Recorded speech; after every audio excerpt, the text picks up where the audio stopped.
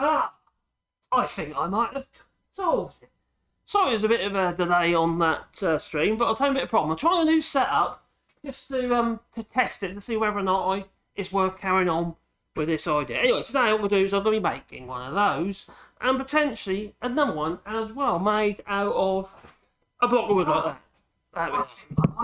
Oh, I think there's a bit of a delay on that stream, but I was having a bit of a problem. I'm trying a new setup just to test it to see whether or not Okay. So it appears that we are live. Oh, hello there. You're just a bit hidey. I hope you're well. Well, I'm going to be making one of these thermometers, but also another one out of that block of wood. But this one will be making out of that cylinder of wood. This is plum. This is from a tree that we felled probably about 10 years ago here in France. And it's an old plum tree. They're basically storm damaged. And so what we do is sort of, see what I can do. I've got 3 more bits of laying up there. I've got 3 more bits next door. I've got to get it before this to put it on the fire.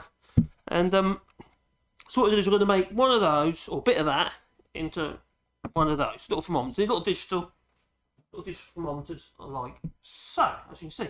And these are just little Chinese imports like this. They seem to work quite well. And I've been selling them on Etsy, actually. So I'm selling quite a few on Etsy. Now, I hope the audio is okay. And I'm doing a bit of a test to see whether it can work regarding the woodwork. And the idea is going to be that I stream this literally just Big Brother style, and I'm just going to do what I'm doing and get on. So I won't constantly be talking to the camera. That's the kind of the idea I want to do, just so we can get it streaming, basically, and start getting some traffic onto this channel. So I hope everyone's faring okay with the weather, and the cost, obviously, of energy isn't crippling you too much.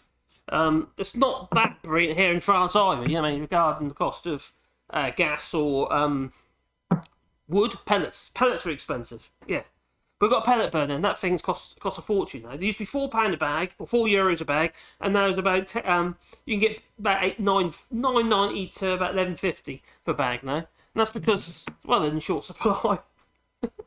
everyone installed pellet burners for the winter. So what we're going to do is we're going to take a slice off that, and it's quite easy to do. I'm going to use a marking gauge to get my size. So I'm going to do is mark that across there, and in one place, like so, a little mark across there like that. And these are about 25mm. Now, yeah, you could cut it by hand, but I'm just going to nip over the saw over there and just cut a slice off. Seems like a good idea to me. I hope the audio is okay.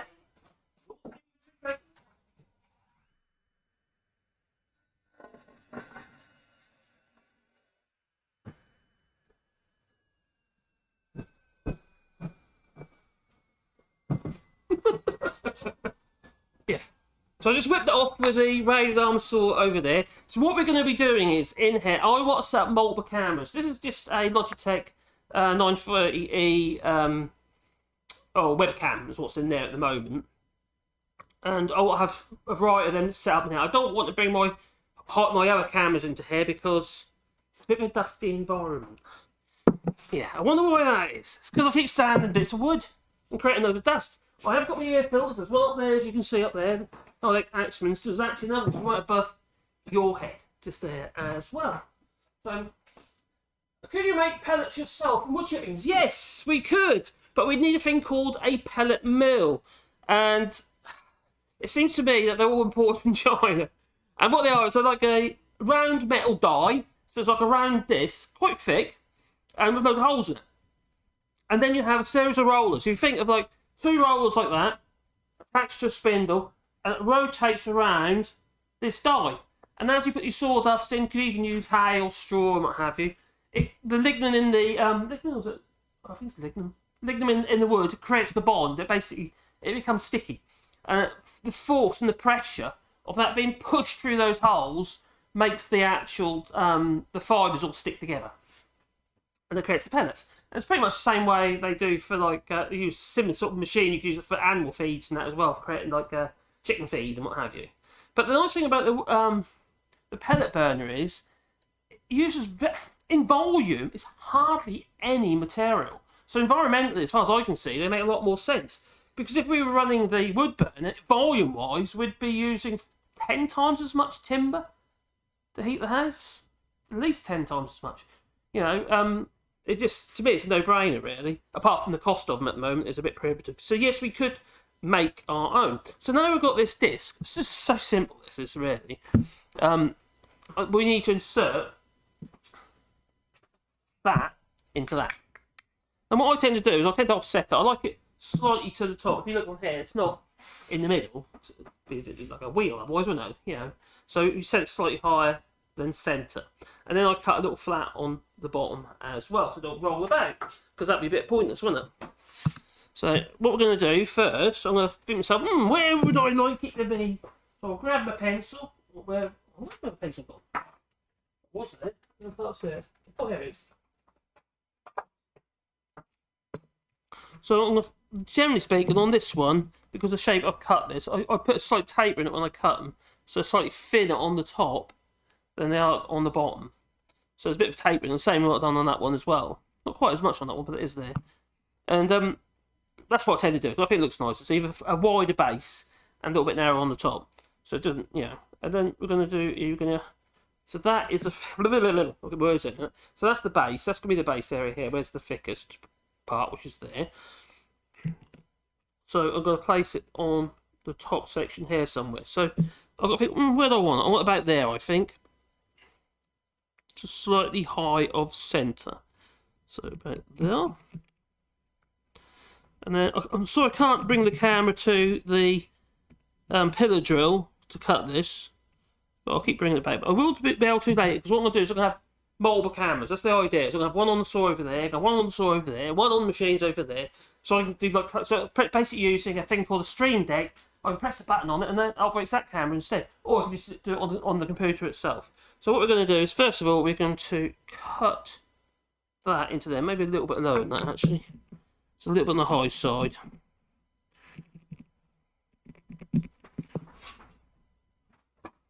Just going to get my rubber. So I don't accidentally mark it. Yeah, drill it in the wrong place. So no, that's going to be the bottom. Happy at that. I'm just going to take this over there to the pillar drill, which is already set up, and then we're going to chop a hole. A round hole. Now, with these other ones, the square ones, where have they gone? Here, square ones, you've got to create a square hole. Obviously, you can't do that with a round bit. Not really. You can do it with a round, which is a round bit, but you end up round corners. So we'll do that in a moment as well.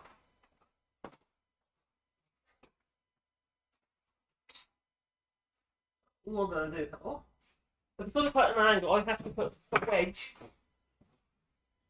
on the low side. Otherwise, the hole won't cut through.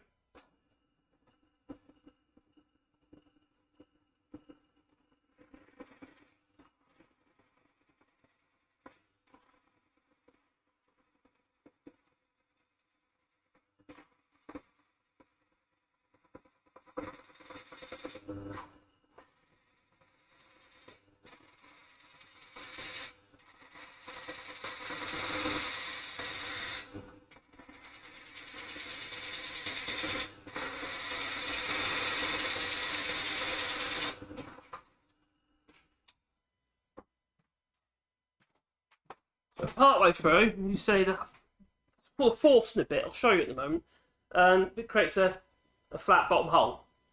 Obviously, if you use a spade bit, you know, one of them flat drill bits, you'll end up a hole in the back. You don't want that.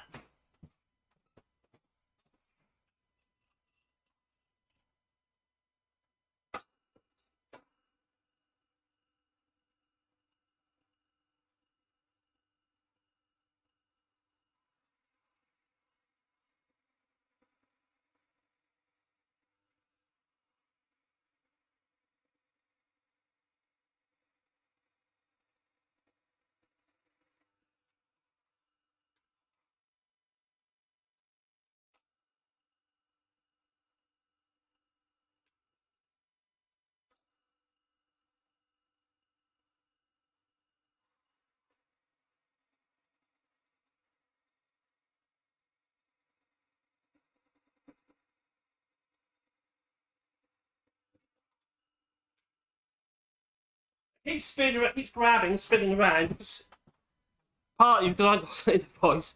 I do a thing called a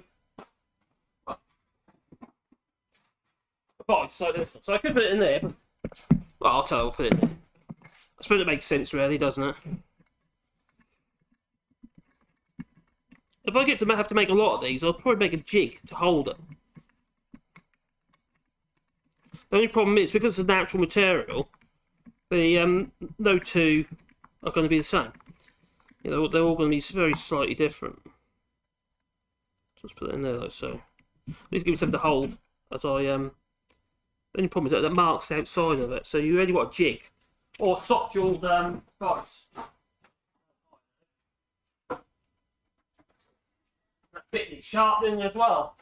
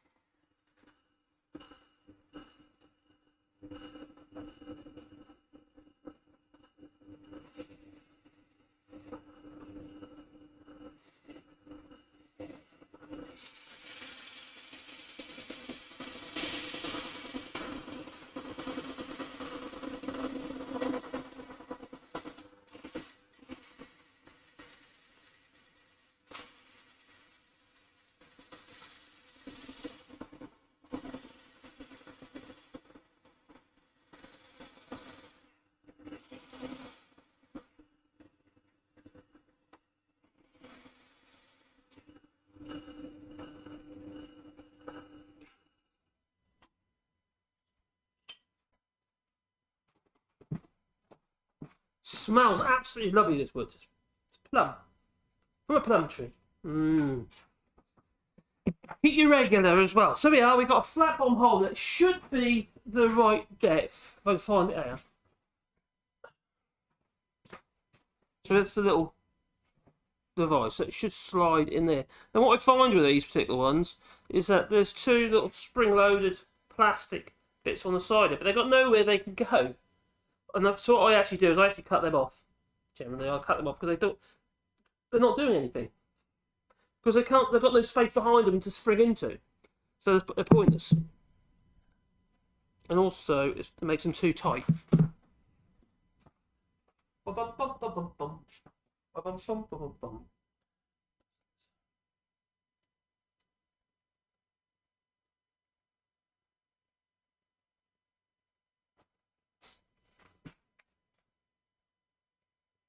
So I try not to cut my fingers. It's usually a good idea.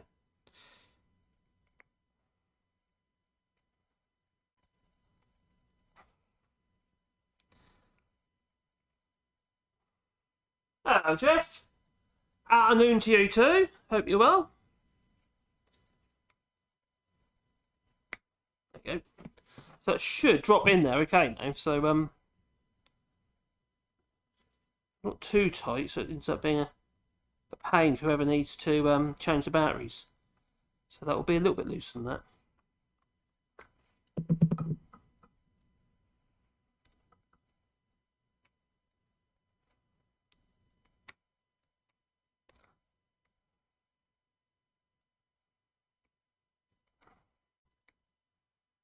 It's really difficult to find suitable thermometers for the the inserts.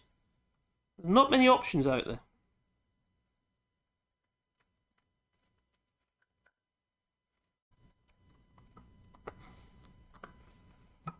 To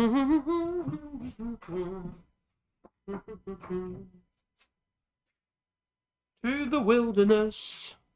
I hope the audio's okay. I'm using this little microphone. I've had for quite a few years actually. It's one I used to use on my computer in the office.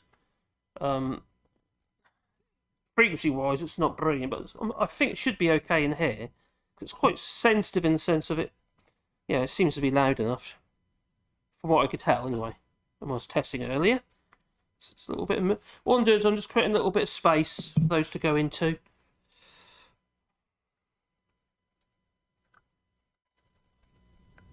There. And do the opposite on that one there. You want to hold them in, but you don't want, you don't want them so tight. You don't want them to fall out, but you don't want them so tight that whoever wants to change the batteries in the future but they end up almost like dismantling the, pulling it apart just to change the batteries, damaging it basically. Just there. Oh, going straight. That's right, that's good. So that's basically in there.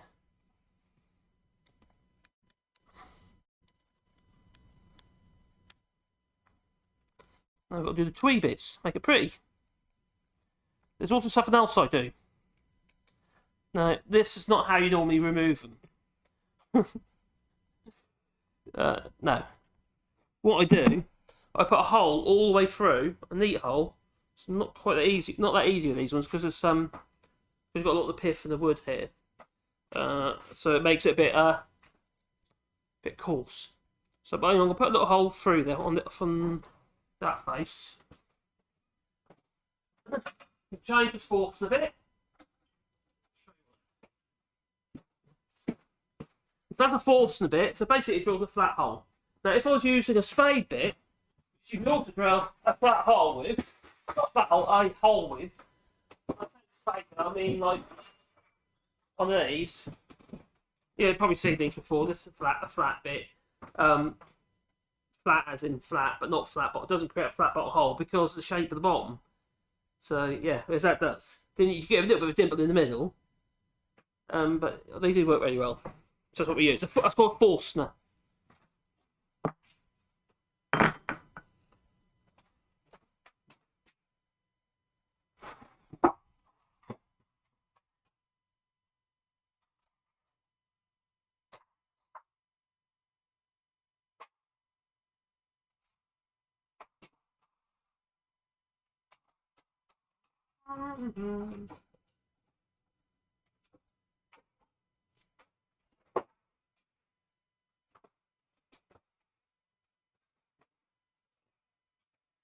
So we're going to drill another hole in the back there. That ventilate. Otherwise you're going to end up with a, well, potentially, right there. That's quite big, so you look like a hole.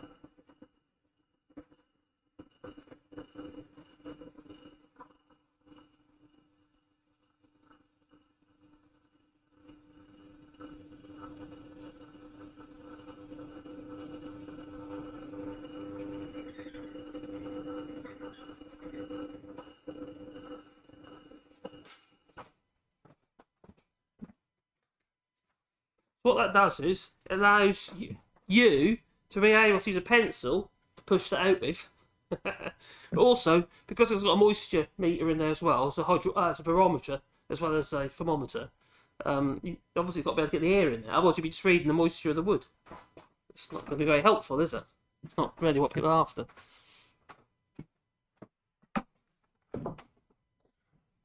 I'll create some dust in a minute.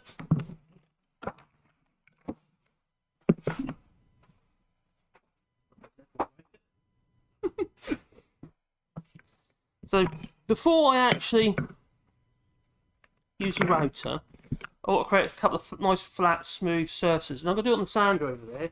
Might have to wear a mask though, but let's see whether or not we can get that onto the sand over there. So move that over there. Rose.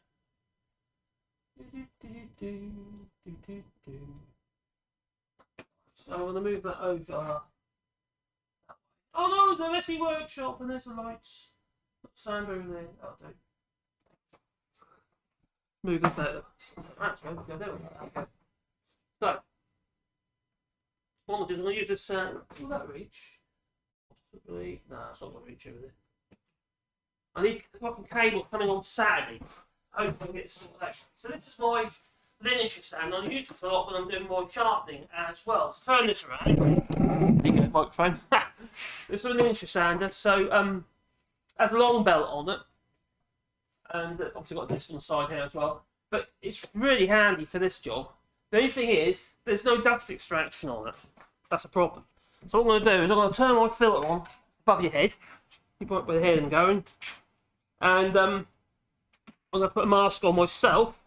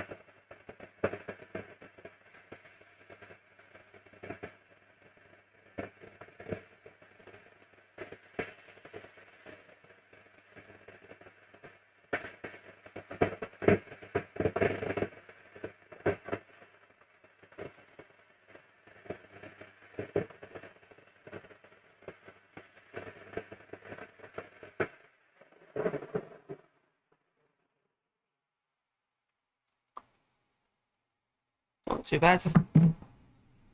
Now, because it's round, obviously it can roll away. So what I do is I'll create a little flattened one. I just wing that with my radial arm saw. This is an old DeWalt radial arm saw.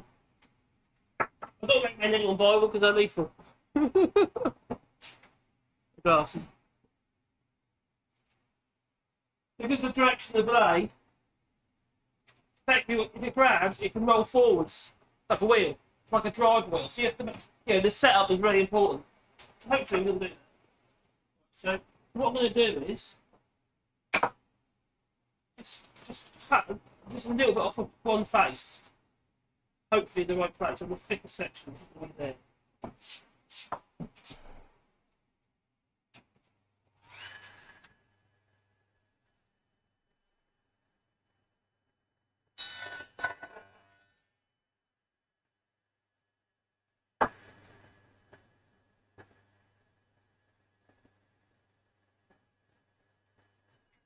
That's about it.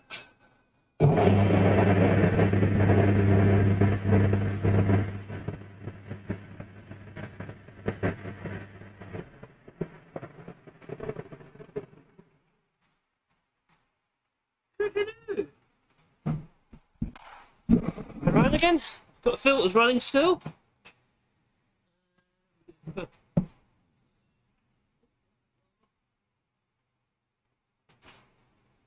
With all the teething trouble I try and sort out regarding camera positions and stuff like that at the moment. By the way.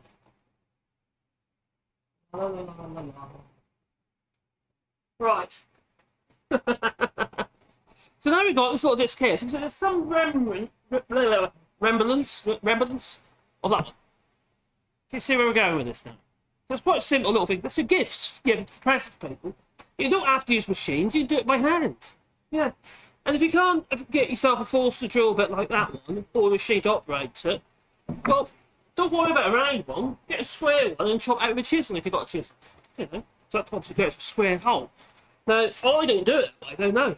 When we make the other one, the square thermometer out of this block, we'll be using a jig, which I've made. Alright. Yeah, that's it, that thing. And I'll show you how we use that in a moment. But first of all, let's just make this one a bit prettier so we can start getting some finish on it and put it to one side. Now, first of all, I want to create, well, make it nice. Yeah, as in, get off the sharp edges. So we need to remove all those sharp old edges. Off now. It's probably Hammond's video microphone. And this is my little palm sander. It's a little Chinese one. That could be €30, this did. A bit more now, but that was what it was at the time. A couple of years ago I bought that. Brilliant little thing though. It's a copy of a Makita. You can actually fit a Makita one into all the bases. So some people buy these just to get all the bases to use with their Makitas because the Makita bases are expensive. What we're doing is I'm going to round those corners off.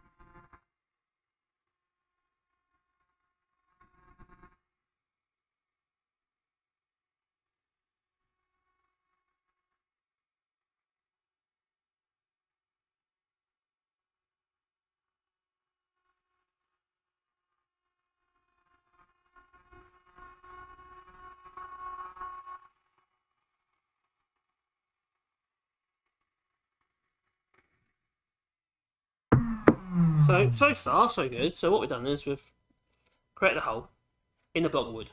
A round block of wood, happens to be a slice. You can use this, effectively this was a branch. Now, if you have got old branches like this, what I had to do is to season them, so I had to paint the ends of the branches so they didn't dry out too quickly. And you don't put it in the... Oh, I'll make it dry quicker. Put it in the sun. No, it's a bad idea. You end up with loads of shakes coming out of the centre of the timber, loads of cracks, where the strain of the timber just can't cope with it. Other ways of doing this is basically what you do is, if you were to, you want to remove the pith, this section here of the wood, the heartwood there. So what you do is you'd cut there.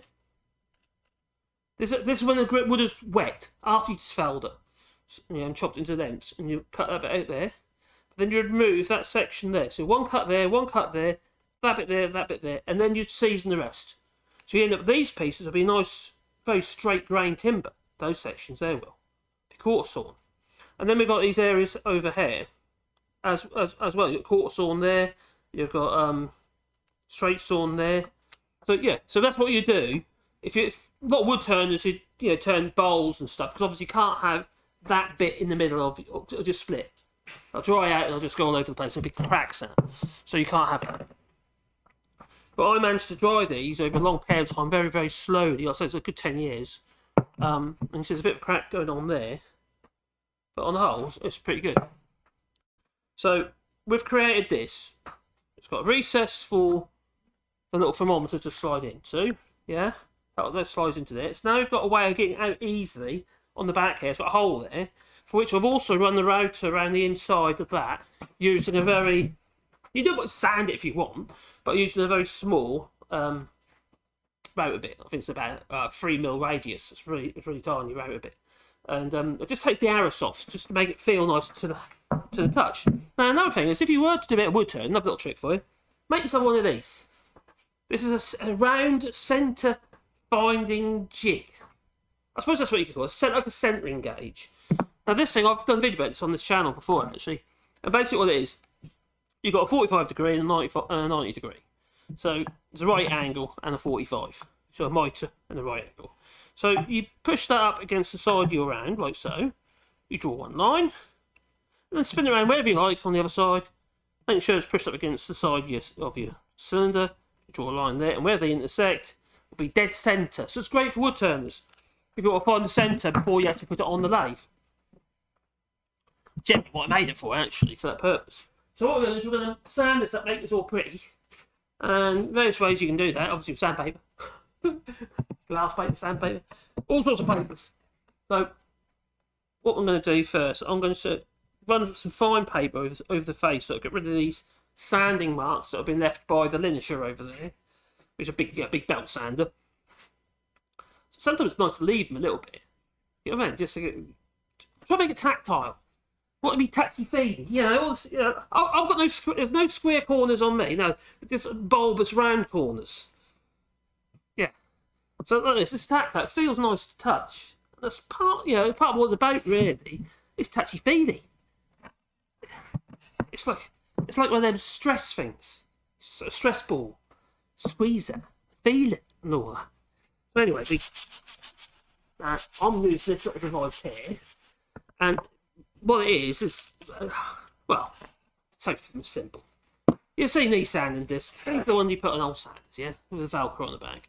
And all I've done is I've fixed some Velcro onto this piece of chipboard. I've put some screws in the corner, the point's just poking out, so it stops it from sliding about, especially on this rubber mat here. And then I can change whatever, put all new discs on there, whatever grit I like onto it, and it stays put. So then I can just do that. Flat. Seems to make sense to me. I'm just checking the screens okay. Hello from the US in Colorado, says Rose Erickson. And, hello Joe, hope you're well. Hi and goodbye, can't say. So just came here to wish you a Merry Christmas. Yeah, Merry Christmas to you and everybody. And conservator, a router like that. Can also round off the sharp edges of your things. It's done that before, conservator. Yeah. Things that spin around really fast with sharp edges on it, they take chunks out of you. Being there, done that, it's in the state of that finger now. Yeah. It's not actually for. It's like a heart-shaped finger. Okay, I'll come to it. It's not from woodworking. When I was a kid and hard up and what have you, as you do, I was stripping cables. Yeah, stripping cables to scrap. And I slipped with a Stanley knife. Yeah, that was much fun. I also did a space similar thing. There's a scar along there, along my palm of my hand there. Not that one there, because it's my carpal tunnel operation, but another scar there. Similar sort of thing, you know.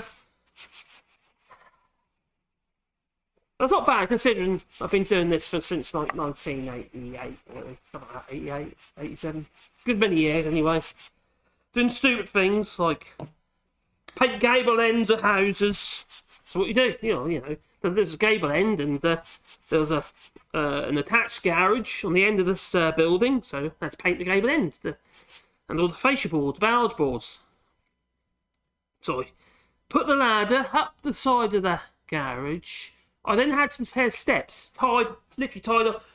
So I've got a photograph of this actually, tied on the end, and there I am on the end of these steps on the end of the ladder. I'm not advising, this is a really bad idea. It's actually quite dangerous. You don't say. Well, yeah, on the end of this, that was, and I had a paintbrush on the end of a broomstick from a handle. I was painting these barge boards. Thank God they couldn't see them that well. Yeah. They never think of these things, do they? How they're supposed to get to the stuff, to maintain them before they build the houses. They don't care about that, no. It's like when you have to try and paint your ceilings and above your stairwell. And my dad broke his leg because of that. So just run back on the boards. It's really easy this way. Or you could use obviously a powder sander. For me, I'd probably use an air sander like this one. My other one is probably more like it. If I find it, more likely, I should say. I can see it. I've lost the sander. Oh, here it is. This is my better one. That one's really good. So, yeah. But, yeah, if you haven't got the stuff, do it by hand. You know, don't worry about it. I really need a new monitor. I'm really in here. I mean, at the moment, I'm using a TV, and when you do it, use that television as a PC. It's the one over there. It goes down to 720p, and it's really terrible image. So I really need to get a proper monitor ready. So I'm going to carry on doing this. I've got the monitor on the computer over there, but the computer's over there. And that's one of the problems I've got doing this. I've got that camera here. It's on two USB extensions. And being as a video cam, a webcam, they don't like poor cables. So I've got a couple of cables coming. So I'll get set up in here a bit better. And hopefully I'll get a second camera set up as well. That's the idea. That's the plan. I want to do more in it. I know I've got the other channel as well, but I want to do more in the workshop, because then I'm actually making something, doing something that's good for my head. Now, I've been doing a lot of drawing recently, and I've been quite enjoying it actually. It's been years since I've done any drawing and sketching. So I thought, well, got this new device. Allows me to draw straight onto the computer. It's called an XP pen, a bit like a Wacom pad, pen pad type thing. And it's brilliant, absolutely brilliant. I love it. You're still doing the sketching obviously yourself, but you're doing it straight onto the computer. Really handy. It's just nice. I've really enjoyed it. And you haven't got to pay a fortune in art materials like you used to. So there's that to it. Because, art materials are really expensive. Anything decent, anyway. You've got Winsor Newton or Rowney, all those sort of mates, they're really pricey. So I've got that there. I think this is a 320 grit. Yeah, it's a 320 grit. Sanding disc that'll just velcro onto there. It's really flattening off nicely. The obviously you can't touch it. You just scratch and sniff if you like to your screen. That might work. No, okay, that won't work good. Don't do that. It's a silly idea. So now I've got the harder bit to actually sand is actually this edge, because the grain is going that way. Now, if you don't get that right, you'll make a wild dog dinner. This is also a 320 over there. Yeah, 320.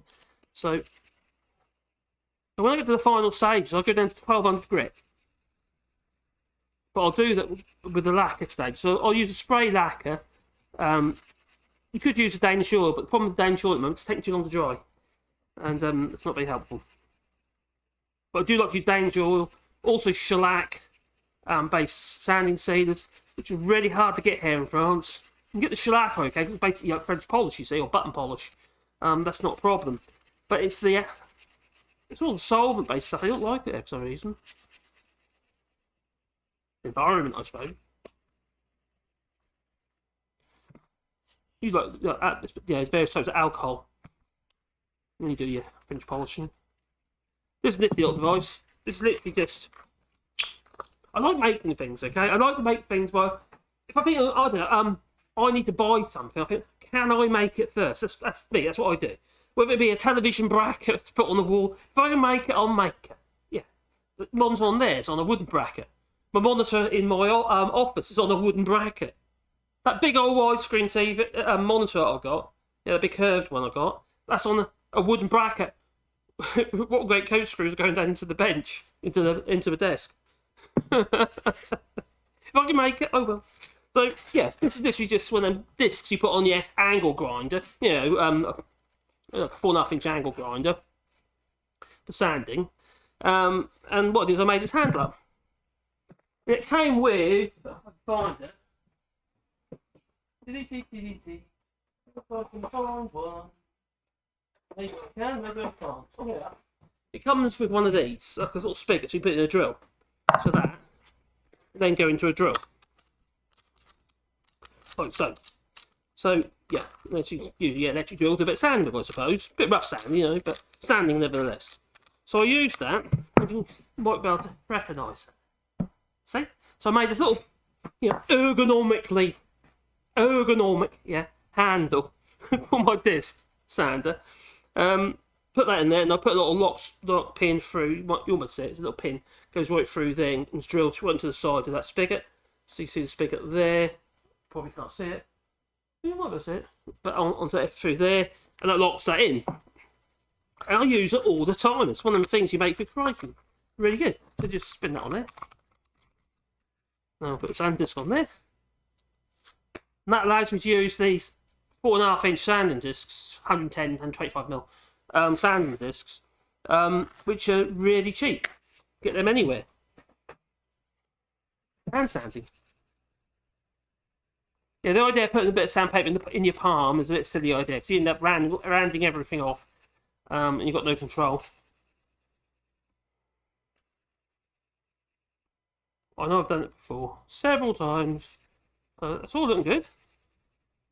Quite happy with that so far. A little bit on there as well.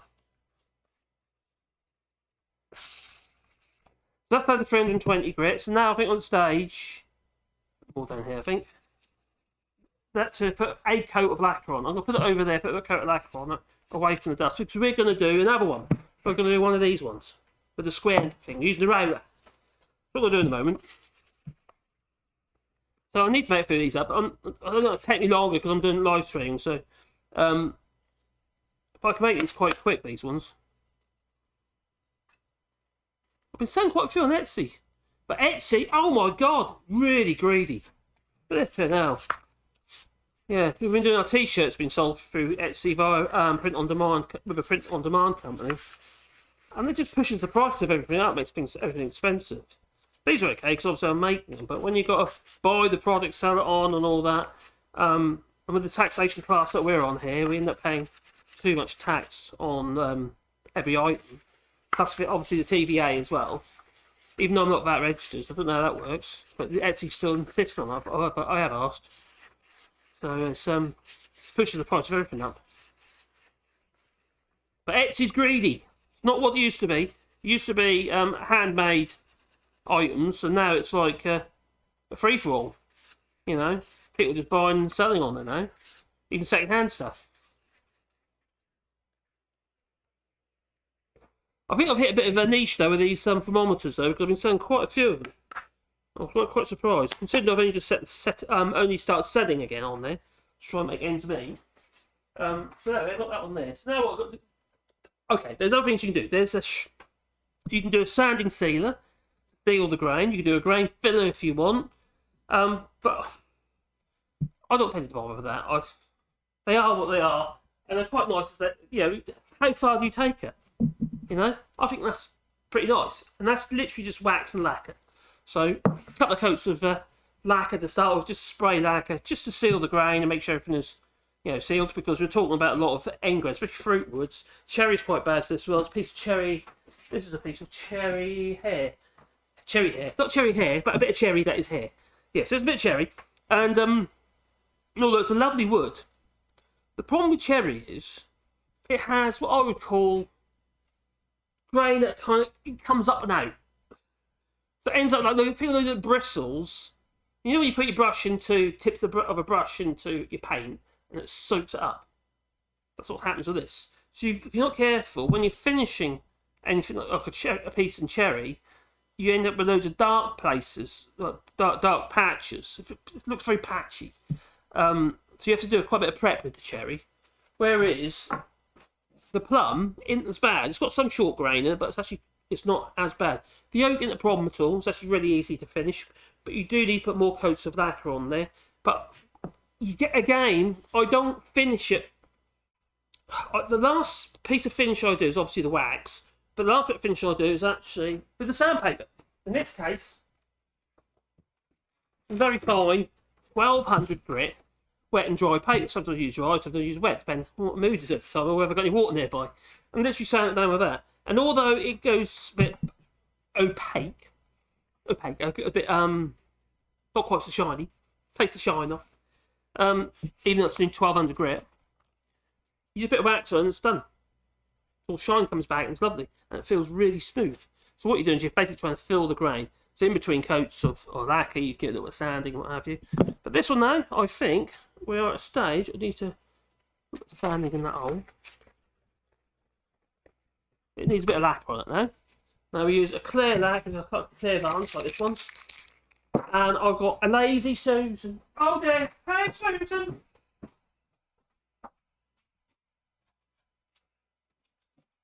I've got Susan!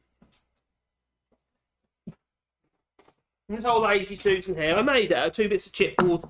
Like I say, if I can make it, I will. Saves money. I had the scrap, so this bit's old chipboard. And it spins really easily. It's really handy because that allows you to put something on there like that. And you can spray it while turning it around at the same time. It just seems to make a hell of a lot of sense to me. But I made it, basically it's 2 discs of chipboard. That's one.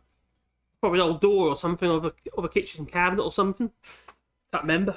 And for the pivot, I used a piece of copper pipe. So I bonded it, I glued it into one bit, and allowed it to spin in the other one. But a wearing surface, this actually wasn't actually necessary in the end.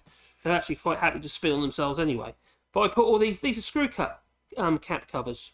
So all I did is drill a little tiny hole in each one, push the cap cover in with a little bit of super glue, or araldite, or whatever, I can't remember now, into each one of those, just to need to become the little wearing surface. So it makes it spin a bit easier. So that was the plan of that. Spin it over. So I've got quite a bit of paint in there now, because I've used it a lot. Now what you've got to be careful of, when you do things like this,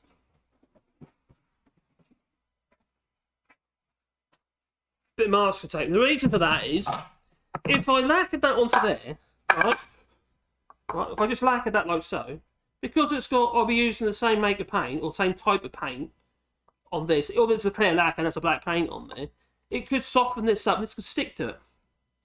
And then what happens, you end up with black blobs or whatever colour you've had on here before, stuck on the bottom of your workpiece. So, a bit of paintless tape is your saviour. Put that on there first, and then just stick that on there like that. And if you want, a bit of double-sided paint, a bit of double-sided tape as well is another idea, which I did have in here, but I can't see it. Is that something? No, it's not. Oh hell! No, it's not. Oh, it's in my. Oh, I know it's in the office. That's stay in the office. What's that? No, it's not. Yeah, a bit double-sided sticky tape is quite good. You just literally just stick it on there temporarily, or you use hot melt glue gun or something, and that way no risk of it falling over. I'm not going to worry about that. I'll spray it on there. Smooth stuff out of the way. I don't want to get spray on. Pretty much nothing anyway. And the first coat is just literally to seal the surface.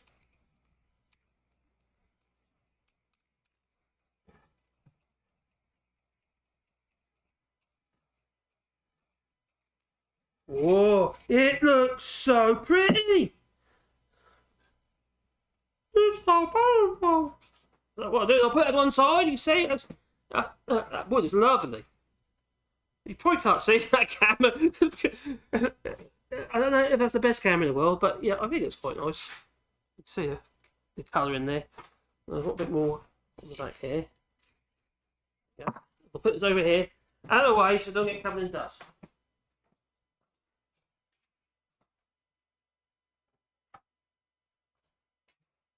La la la la la la la. I miss it.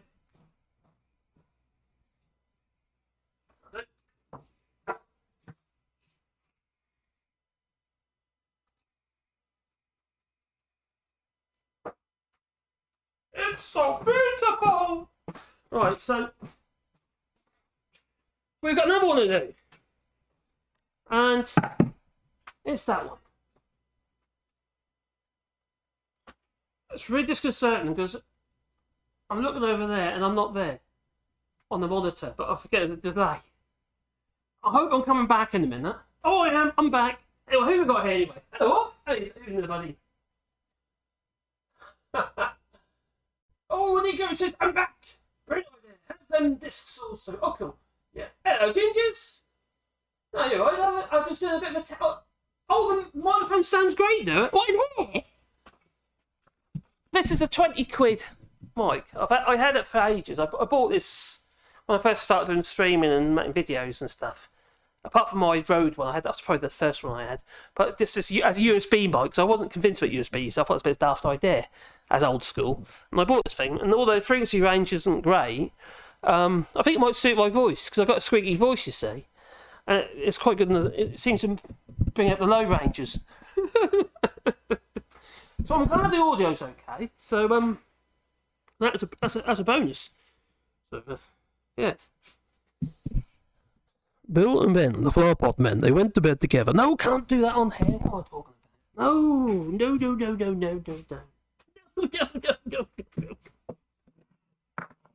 Right, so what we're going to do is we're going to create a square hole with a round bit. Yeah, because we've got a square thermometer.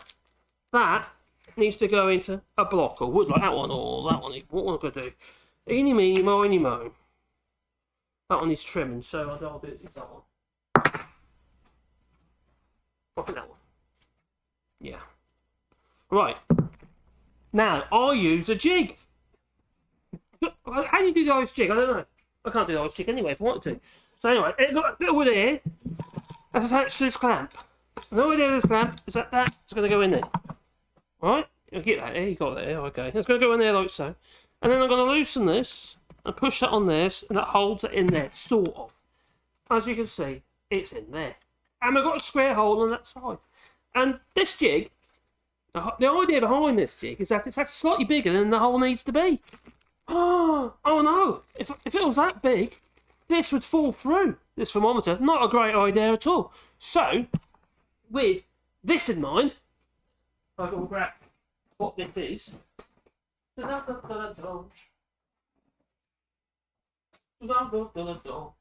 rope. It's my little Metabo rope. I love a little rope. This it's flipping expensive, but it's a really good little rope. I have had it a long while though. It's when I was managing to make money out of woodworking before Brexit, and all my customers decided to bugger off back to the UK.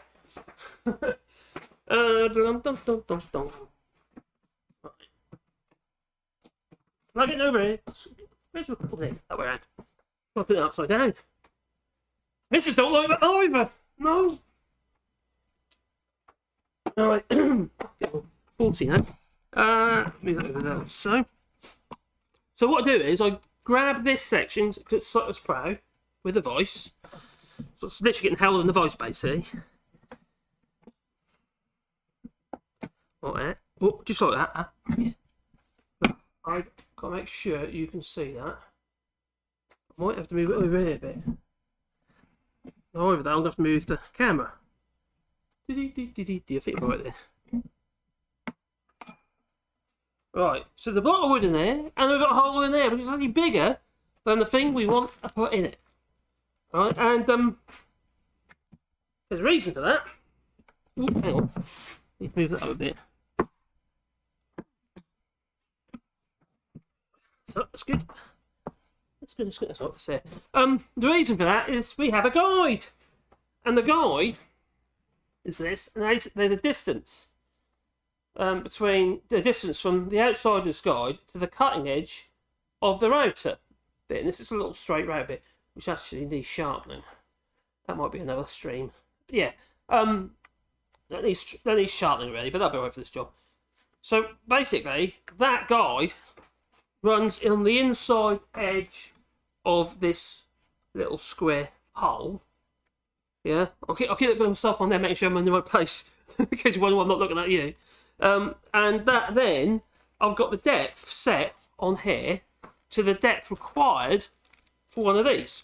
So as this comes down, that'll go in far enough to cut hole deep enough for that. And that is set the right distance. And I did that by, I'll show you. It's quite easy.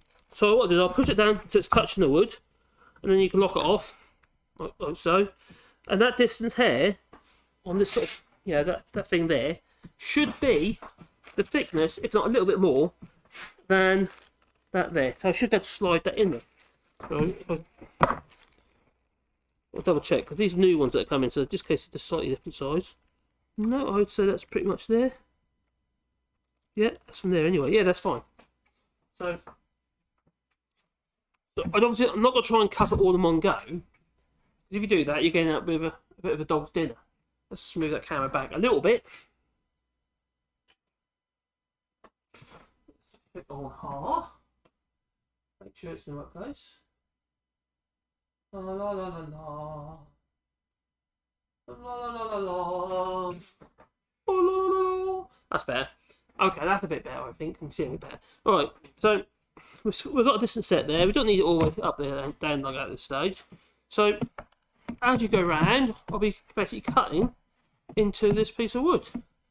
There's a bit of movement on there, though. I don't like that. Because that bit of wood that I put in there is slightly smaller than my normal one, so I've got to be a little bit careful there. So one thing I can do, I could actually just put a clamp on there. That's what I'm going to grab a clamp. I don't really want to keep moving about.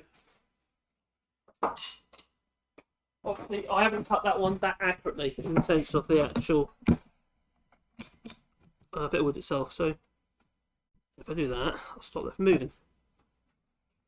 Yeah. Yes. So we're going to turn it on. I'll move the microphone a little bit over here. It's been quite so noisy.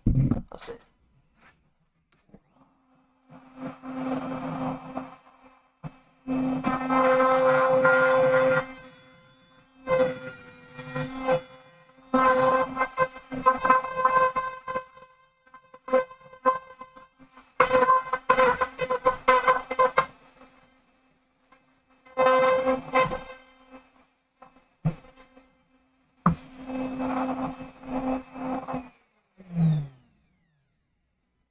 Because there's no dust extraction when you're using the guide, just this airline. Otherwise, you'll be trying to heat up the wood that's already there. Yeah, the bits chopped out already.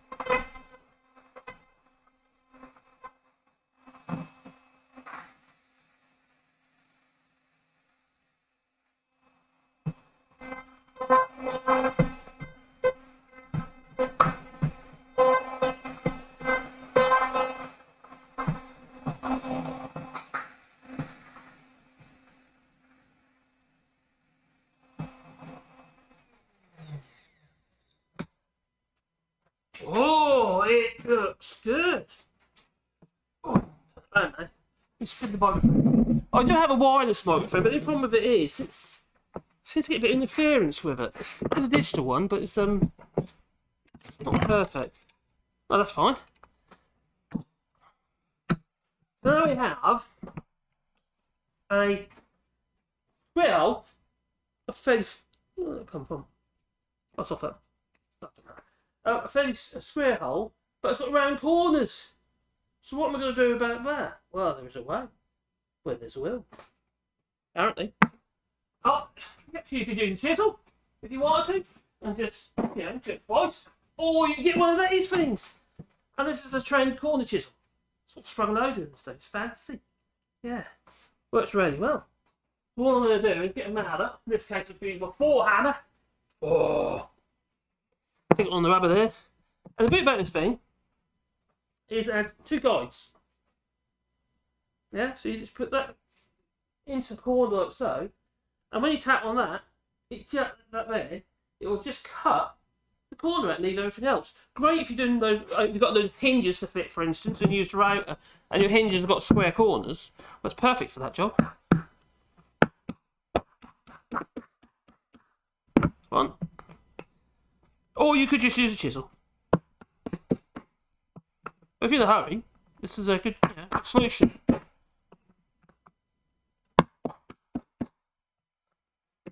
Now, I want to make some clocks in a similar way to this. Would you believe it? I cannot find digital clock inserts. Just like these thermometers. I get thermometer inserts. There's 2 varieties of this I can get. But I can't get clock inserts.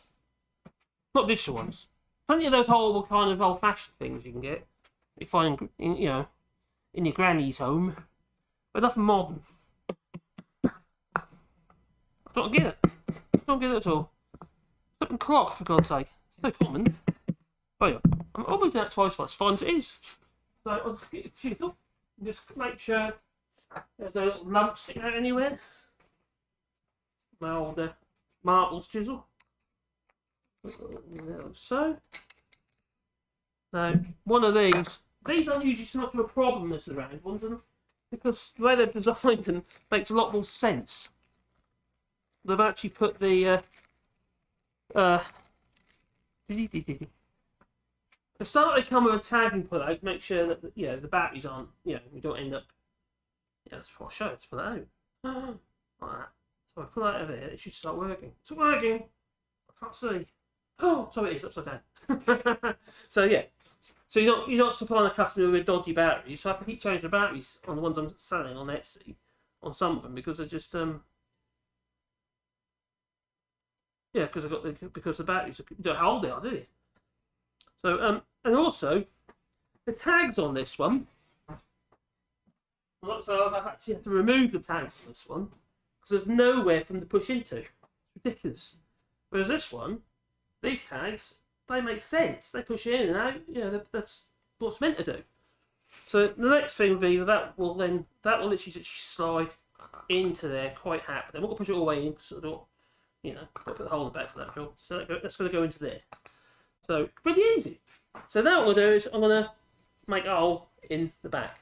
I'm not too worried about where it goes. What I tend to do is eyeball it. If I'm batching it, I'll use a jig. I've got a whole load to do. And basically I'll put a little tiny hole in the back there. I stopped doing that actually on some more recent ones. Then I thought to myself, hang on. The actual vents are in the back of this for the moisture. So how the hell is it going to read the moisture if it's trapped in there? It's not going to do a good job, is it? So if you want airflow, or crossflow airflow. So I'll put that hole in there. I'll do it over here on this pillar drill. That'll be really easy.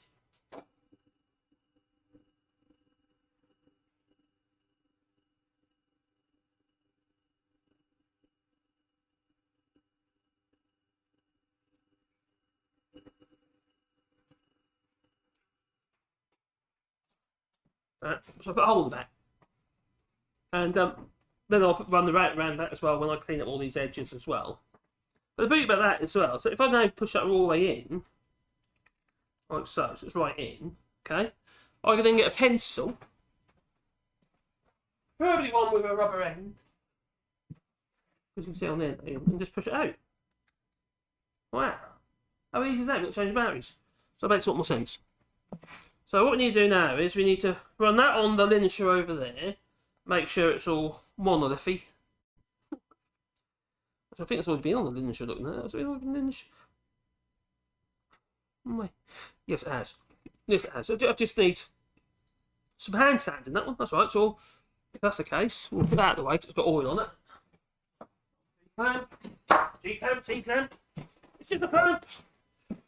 Well, the highlights please out with that. So. Alright. That's right. That's right. Hello, Casper Northerner. I hope you're well. Byron Services, hello, Marcus. And Chet. Merry Christmas. Well, to you too. Yes, Merry Christmas to everybody. Let's put the spec over here. Merry Christmas. And Simon Slane's 55. Oh, is he wearing the microphone? No, I'm not wearing the microphone. I've got this one plugged in at the moment. I'm experimenting. That's how I did this stream. So I might be doing a lot more live streaming in here. For the, it's the woodworking and what have you. We're making some, I might as well just start streaming. Just make, I'm making them, might as well, mightn't I? No, maybe. You might agree, you might not, but there you go.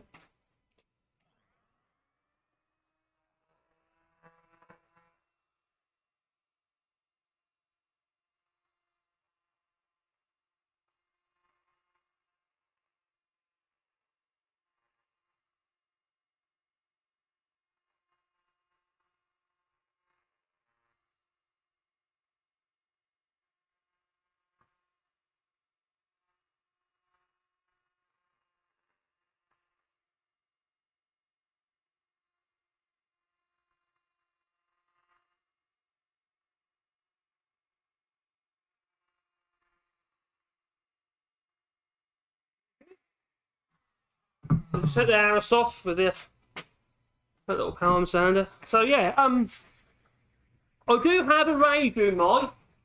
Who was saying that? Have I got the microphone turned off? Is he wearing the microphone? No, I'm not wearing the microphone at the moment. I've got a bit of a problem because I'm running this through the computer at the minute. The pooper over here. You can see yourself on the pooper over there. See? There you go. So I'm running it on the that's my second monitor to the computer. So over here. But I'm running it on the computer at the moment. The idea is to hold the live stream. It's like easy for me to do it like this than it is on a mobile phone. But the problem with that is, if I decide to use my walkabout microphone, my radio microphone, I'm going to get another sound card. So I can't use the internal one because you get too much interference. You see, you need like an external sound card for the microphone. Unless I get another radio microphone that's USB, but I really can't afford it at the moment, so I can't really do that at the moment. So yeah, it's just sort of thing, isn't it? You just have to, evolve. At the moment, I'm just going to move that. Oh, hang on, I'm the other way. Talking about bloody microphone, it's not even anywhere near me. Oh, it's better. That's quite sensitive, that thing, so that seems to be okay. I'll check the stream back later and just see all my flaws. So obviously, when I'm walking over there, I ain't got the microphone with me. Or if I'm behind the microphone because it's directional, or omnidirectional. Anyway, so, yeah, I think it's omnidirectional. It causes obviously the volume to go down, so I have to be really acutely aware of that. Now the idea is that in the future I'll have the radio microphone because it would make a darn sight more sense. At the moment, I've got to work with what I've got. If I'm in the office and my usual live streaming, I do that on the other channel, which I will do again. I just at the moment, my head's a bit all over the place, if I'm absolutely honest. I've been struggling with it because the channel's doing really well, and it took a hell of a downturn the other channel did, and you have to ask yourself how much time do you want to put into it if things aren't working, if it's not working out. So I will be doing live again on there. I'm still uploading videos on the other channel, but. It's soul destroying. That's the way I see it at the moment. I find it soul destroying because I put a hell of a lot of time and effort into the other channel, and it's and it's cost me quite a bit as well, to be fair. Oh, nearly there. Oh, the saw marks. Got to get rid of your saw marks. it makes sense really to put them on the linisher over there, the big belt sander, to remove them and then finish off. But I'll do it by hand because I can. And they've gone already. So yeah, so at the moment in here, it's not an ideal environment. It's my workshop. So although I've got like these weird sound things on up there, and on the front of me there's all these soft bits, and over there there's that what looks like a bed hanging off the ceiling when I was doing videos over there before. And the idea is that it just stops the sound bouncing about. It's not as bad in here as it used to be. It used to be really, really echoey. So yeah, so. Oh, just saw you switching off. Let's switch this to you. Oh, you take care. Scotland.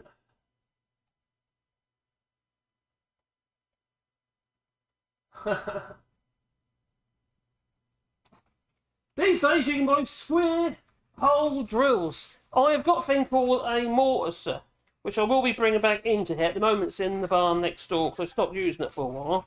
Because I was just using a domino down all the time and I do a window. But I was making window people. But now, doing this channel, it'd be quite good to have that back in it, really. You talk about hollow chisel mortar, aren't you? Which is literally like a big square chisel with a drill bit inside. Now they're okay, but they're not. This does need a job with the router, to be honest. Yeah. Very conservative. Oh, it's going to get some groceries. Oh, give me a beer, will you? Oh, Ginger says she's got a spoon that's been made for a lining push. Oh, I'll do a bit of spoon making on my sawhorse. It's a bit of an old bushcraft, isn't it, really? Proper spoon making. I see there's a lot of people selling spoons on Etsy, but they're literally buying them in, doing a bit, using a laser CNC machine and like to create some kind of, I don't know, image on it, and then selling them for a lot more money. It's a business model, I suppose.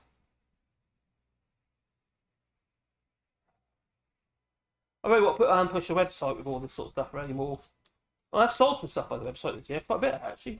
But Etsy has provided a lot of sales, but their fees are really expensive. They've got really greedy. Really, really greedy they are. Right, so now we've got a spare bit of wood with a square hole in it. There you go, square hole, spare bit of wood, with a hole in the back to allow the temperature obviously to be read or accurate. And also allows you to get it out easy. But it looks relatively neat little hole there. That too will need a bit more sanding, actually, to be fair. But that too will need a coat of lacquer. And the other one over there that's probably dry now, lacquer, but it's probably looking a bit odd at the moment. Because what happens is it tends to, on that wood, it looks like a bit opaque. Feels a bit white, plus temperature. Well, it's not too bad today actually. Temperature shouldn't be a problem.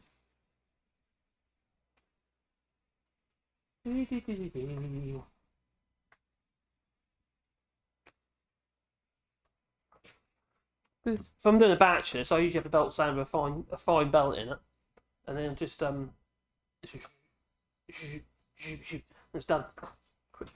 You know, there's things you can do to speed things up. So I'm not doing it. Going on with this one. This one.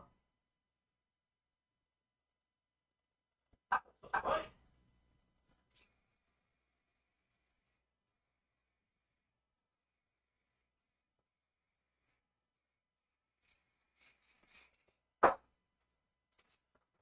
Just put another coat on that. Another coat of lacquer on the other little device over there. It's red. I suppose I could bring this one over. I'll turn the camera around, can't I? So a bit more sand in there, I think. Keep talking and forgetting that I'm not actually in frame. There we go. La la la la la la. La la la la. Itself on there, do you? All of that mess. Oh my god, it's such a mess. Mess everywhere there is. Yeah, I haven't even got wood burn on today. It's rainy outside. There's a lot of rain, but it's we did manage to get some trees in the ground last Sunday, which was good. It's been so wet. and cold. It hasn't been very inspiring to put them in the ground digging holes. But we've got a few more in on Sunday, which is good. Please have a look at that, actually. I don't think I've got to make some more signs.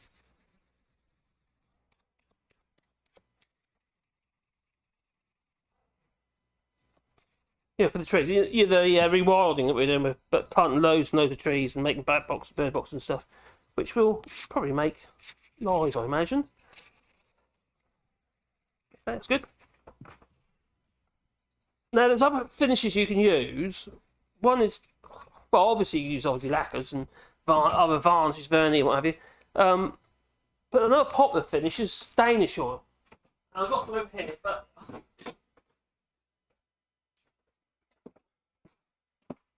Danish oil.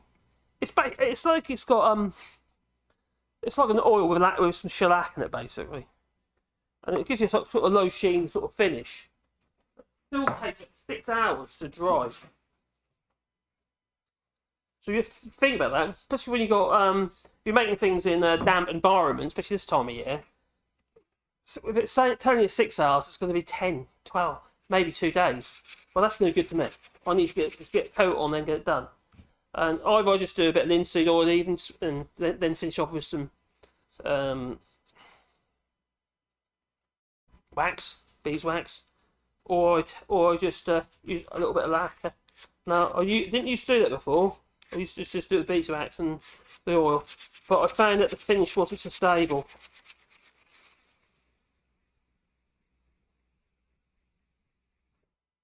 There we go. What I tend to do, I've got a little thing over here called a branding iron. So that's my Wallybois branding iron. So it used to be electric, but then it bugged, so I just heat it with a blowtorch now. So I just heat it up and then just go. Problem is, because the leaves are only 24 mil thick, and the distance across here isn't that great, so it's quite hard to line it up, and then you're at risk of burning the edge. So I'm considering getting another one, because you have to get these machined. I'd like a little 20 mil round one, just with the logo on, and maybe use a wallybois.com or something, just a bit similar to that, but smaller.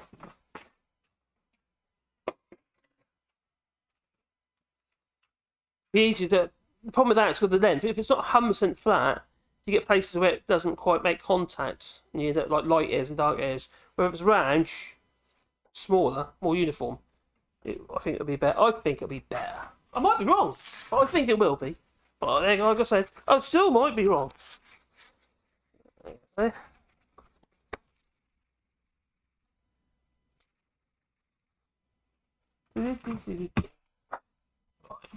So what we're going to do is going to put some lacquer on that.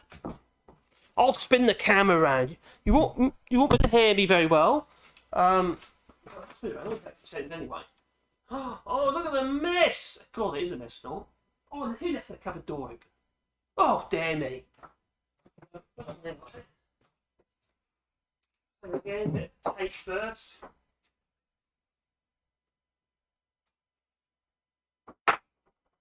Stick it on like that.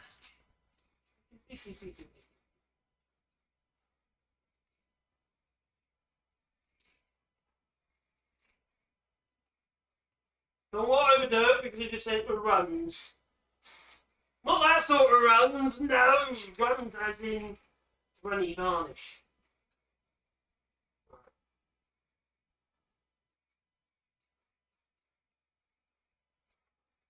So that's good.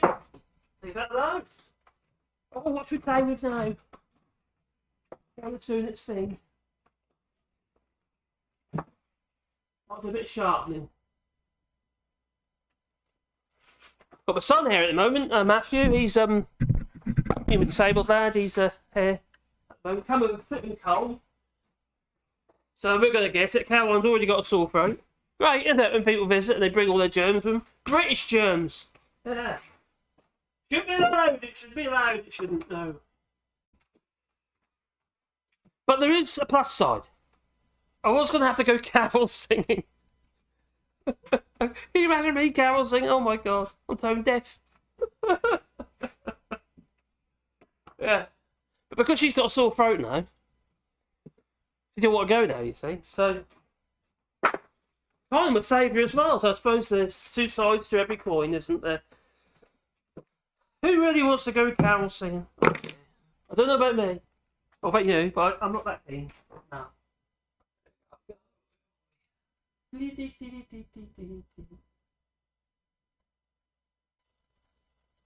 Oh, there we go. Nicey. So, I think I've got a bit of cold coming on as well, actually. Thinking about it.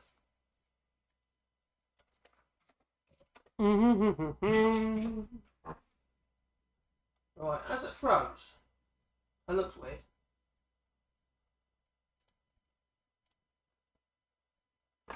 I think it's froze. Look, it's froze on there. But I don't think it has. No. Okay.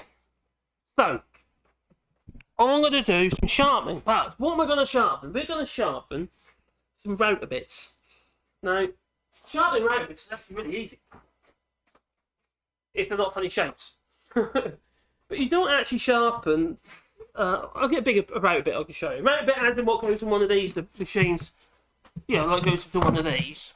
Like a router like that. It's also used for not just for cutting square holes. Also, it can be used for doing pretty mouldings in bits of wood. So I get a joint router bit. The joint router bit here. As a panel cutter, you know when you get the funny shapes on a wooden panel in a door. That's what that is. That's a panel cutter for a router.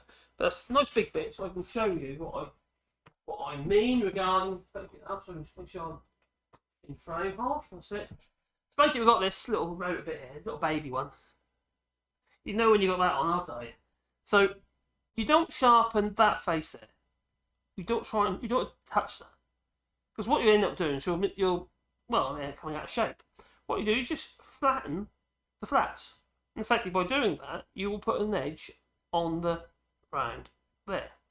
Now, I will hear you say, what do you use to sharpen it with? You can't use oil stone, it won't work.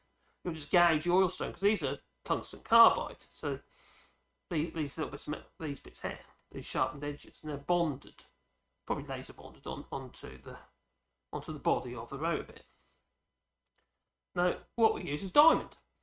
Diamond sharpeners.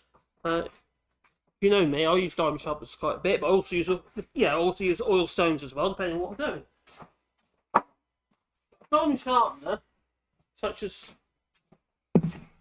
one of these ones like that little card type sharpener, are ideal. Because even though it's got a bit of foam in the back, the actual sharpener itself is quite thin. Are ideal for that purpose. And you get these even cheap ones like that.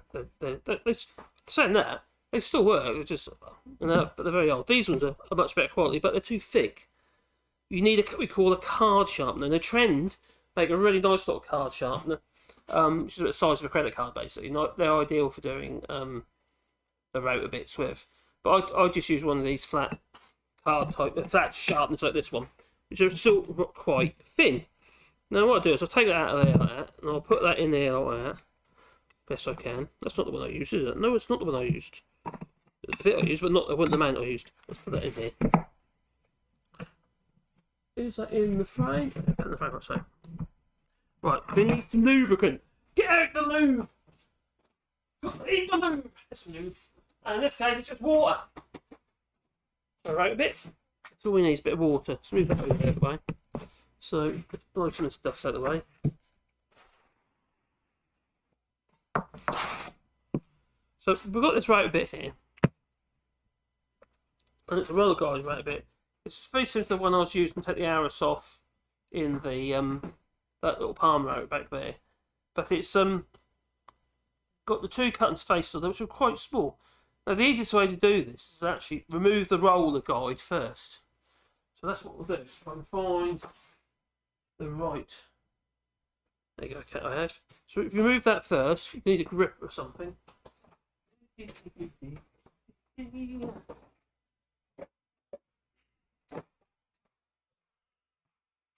So you undo that little Allen bolt in the end. There's some washers on there, but you don't want to lose.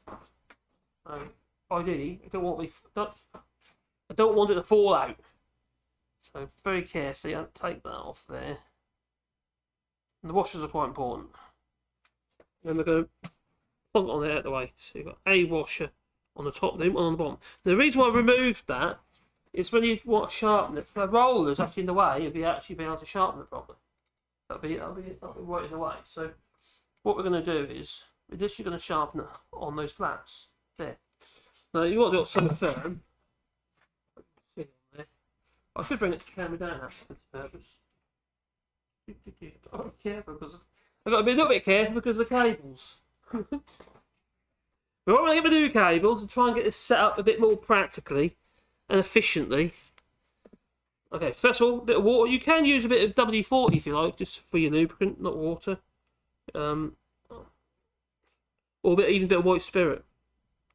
So I'm going to lay this flat side onto this diamond stone. It's a 1000 grit diamond stone. And I'm going to run it backwards and forwards across this edge. That's all, pretty much all we've got to do. That it's literally that. You don't have to go mad. But if you actually try and sharpen the cutting edge, all that ends up happening is you'll misshapen your bit and you won't sharpen it.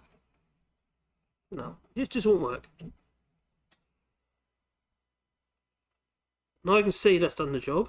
I'll turn it around. Do the same again. Move some water over there. Unless you've got a rag nearby so you can clean up any spilt milk.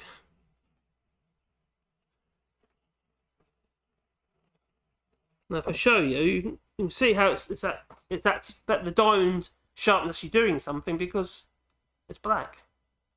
So it's little fragments of tungsten carbide.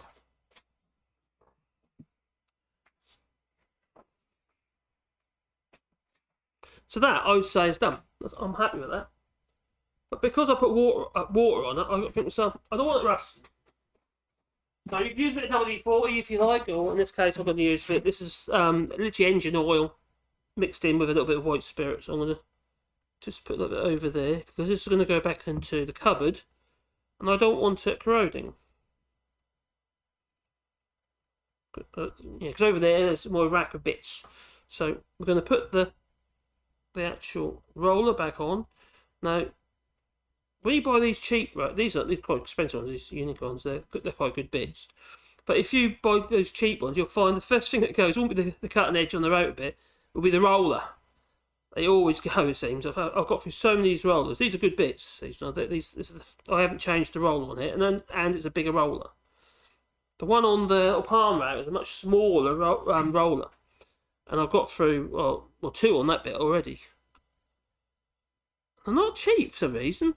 I don't know why they're expensive. Little bearings are usually quite cheap. As soon as you say it's for a rotor, I suppose they're high speed. Well, maybe that's what it is. It's a very high revolution. So let's just make sure that's tight, or tight enough. You'll go crazy. Don't try to crank it around, just you'll damage it. That's enough. Okay, so that's one sharp right a bit now. So I'll put a bit of oil on it as well, so when I put it back it's not going to rust. Because we're in a damp environment at the moment. So it makes sense. So yeah, so that's now nice and sharp. So put that over there. So I use that router bit quite a bit, that one. I have to remember to raise my voice when I'm away from the microphone. Oh, cheers, Nico!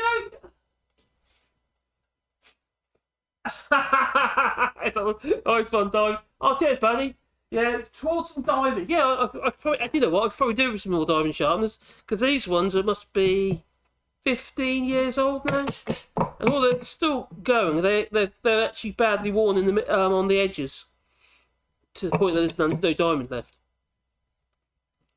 Oh, brilliant. Cheers, buddy. That's really kind of you. So, yeah.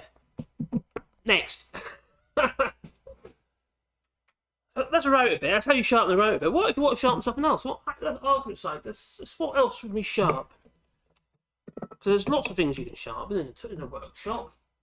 And I'm looking at all my tools, and because they've been getting a bit damp, because I haven't been spending nowhere near as much time in there as I should. No. And that's about to change. You know, it's good for my head in there, you see. Right, what can I sharpen now? Don't know chisels. Let's do it. Should we do a chisel? I'll tell you what we'll do. What do I use a lot of? I am going to do a... Ooh. Ooh. What is it, everybody? Is it one of these? Yes. This is a number 4 hand plane, and this is probably the most common hand plane angler, yet it's not the most useful. No. I would say the number 7 is the most useful hand plane. And this is a Stanley Bay, very old. Number 4, something called a smooth plane. So 2.5 inch, 2 inch smoothing plane. So it's a nice thing. And my favourite plane would be this number 7. This thing is awesome. I use that a lot. Getting a good one these days is not that easy. So anyway, so this is a restored number 4 smoothing plane, and yeah, it doesn't need any other work doing to it other than the fact that the blade, the plane iron, is now well blunt and is sharpened. Now, really, you shouldn't do what I'm about to do. Some people will get the cap iron like so and undo that screw that way, but these are cast and you can actually take a chunk out of them if not careful. So this is okay on this because it's regularly taken apart, it's not seized. But if you've got one that's left in a bag for a long period of time, you might end up forcing that and taking a lump out of your cap iron. So you don't really want to do it. Your lever cap, sorry. So this is the chip breaker. That's your plain iron. And the idea being is the chip breaker forces the curl into the... it breaks the fibres of the actual shaving itself. So as it peels the wood, it's basically snapping off the fibres, and that's why the shaving curls. And it's important because otherwise, the blade or the plain iron will follow the grain and create tear out. So that's quite an important feature of the hand blade. And this is a Stanley Bailey. Bailey, Leonard Bailey. He had loads of patents on various components of the old hand plane. This was during the Industrial Revolution. And then you had Frederick Stanley. The Frederick Stanley was a bit of a, how to put it, he's a very good businessman, but he wasn't a very nice person. No. And he took advantage of people. At the time these planes were becoming popular, there was all sorts of plane makes coming to the surface, such as Rapier, loads of different makes of hand planes. Hence the Bailey as well. But then obviously there was the Stanley, and the Stanley Bailey came together. Well, pretty much a takeover by Frederick Stanley. Then Leonard Bailey died anyway, and Frederick Stanley, he basically took over all the patents.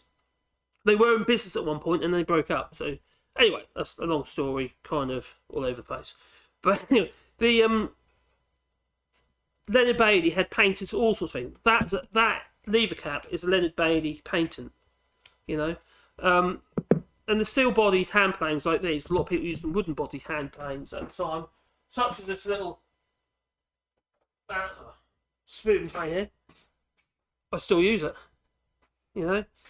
That's how they used to be, you know. Most of them used to be wood. Apprentices would make their own tools. That's how it used to be. But then we got the metal-bodied hand planes, and some of these are really, really old. I don't know how old my number 7 is, but it's probably 1930s. That sort of age. It's quite an old one. You can tell because every single one of these will have a code on the base plate, apparently. Somewhere there'll be a code. You can use it as a database. You can find out when it was cast. But anyway, that's not here. So what we're going to do is we're going to put an edge back onto this hand plane. There's various ways to do it. One is you can do it by hand. And that's what we're going to do. So this is a 400. That should be a 300 then. So it's 300, 400, and that is a 600. They're not fine enough. That's why I always have my 1000. If I was going to be really particular, I would go down to 8,000 grit to the honing stage, and then generally what I do on my system set up over there, which has some water stones there as well. I'll use that carriage system. So what we're going to do, I'm going to do it by hand to start with. By hand? Now, when you do it by hand, really for me, because I'm quite short, that really ought to be lower. And I have actually got, I don't know if you can see that, there's another system that I use here, which are oil stones, which you can see it, fixed into a drawer. The reason for that is you want a rocking motion like that. You don't really want that. You want that. And that way it's easier for you to maintain the angle. So, generally speaking, we go to about 30 degrees and down to 28 to 30 degrees. I've been doing it for so long now, I've got the feel of it, do you know what I mean? So, the only thing I don't like about these is that they're quite narrow. Wider the stone, the better. I see. So, now, there are things you can get make life easier. We're not going to use it in this case. Honing guide like this one. There's better ones than this. It's a cheap one. It's not the sort of thing I'd buy. And then you can set the angle on there and tighten it up. And generally, I would, if I was going to be using that, I would use a digital angle finder such as this one. I'll show you mine. You might have seen it already. So I'll turn it on. There, like so. Set it at the right angle. Then I'll zero it. It should say 0 now, which it does. So 0. And then what you do is you attach it to there like that. The brilliant thing, it's definitely worth having. And then you can work exactly your angle. So if you want 28 degrees or whatever, it's 29.75 at the moment. You can't see it that angle, but you can you make sure you put this in the correct position, using that as your gauge. It depends how particular. If you're on site and you're just sharpening on the fly, do you really need all that? Probably not. But I always use it when I'm using my number 7s and my 6s, my 4-plane and my jointer. Otherwise, I'll just do it by hand. For the old number 4. That's what we're going to do. So I'm going to find my angle, get comfortable where it is. And bring it back and forward. And a bit of a figure of 8. Labour of love it is. Now, if you use oil stones, it'll take you longer. These diamond stones are actually relatively fast.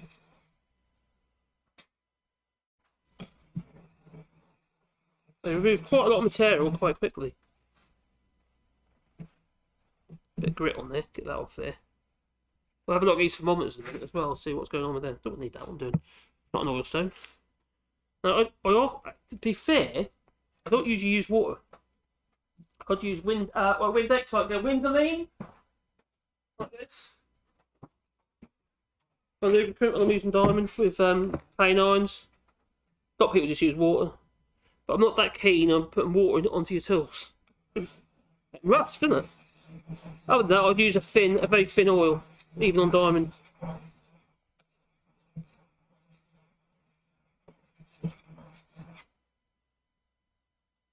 So I'm creating a burr. I feel the burr building up on it now.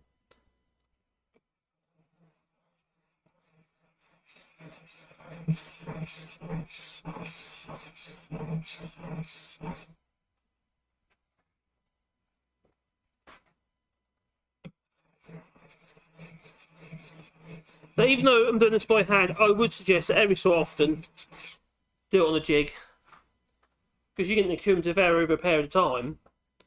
Before you know it, you've got a 90-degree angle. You don't want that. No, not going to do a lot of shaving with that.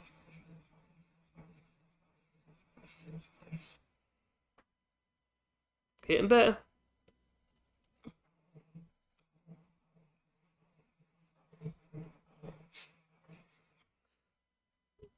Yep. So once you start filling that burr all the way along, that is my first stage. So now I'm going to move on to my next. So I'll now change the stone over. And now I'm going to 400.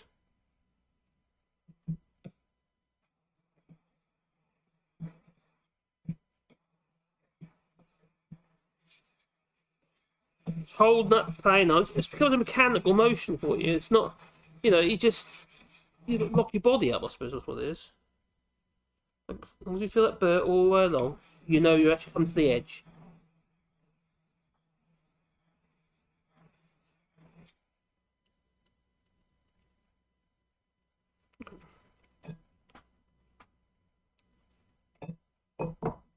I'll go down to 600.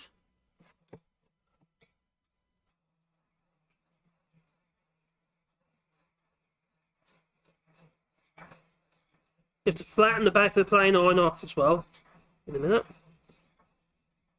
There's other ways of sharpening. One popular way at the moment is using wet and dry paper on a very, very flat stone or flat piece of glass.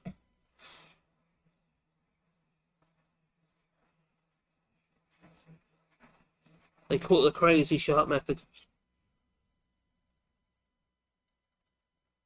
You do it with jigs though, you still need jigs. The problem is you get through so many sheets of paper. It's quite an expensive way to sharpen your tools, really. You better just get yourself a diamond stone set, such as this one here. And these are quite cheap. These are about 30 quid. These ones are. If you've got a Trend or DMT diamond stones, they're quite expensive. A nice set will cost you 150 to 200.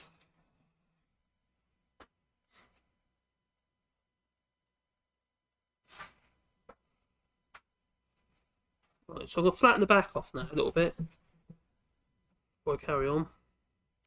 And clean off the reason why I keep wiping it is because I'm trying to clean off any fragments of metal.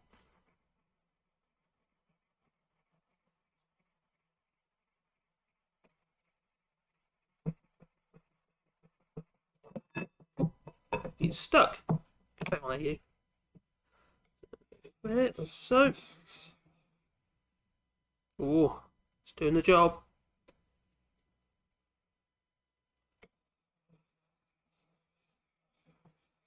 So when you do it by hand, you're never going to get like a really uniform grind on, finish on the edge. You know, it's just virtually possible. But when you do it on with the jigs, like my wooden carriages, you can get a hell of a finish. To be honest, this was already about regrinding, and this was already, you know, beyond that. It's getting closer by the minute. Go down to 1,000 now.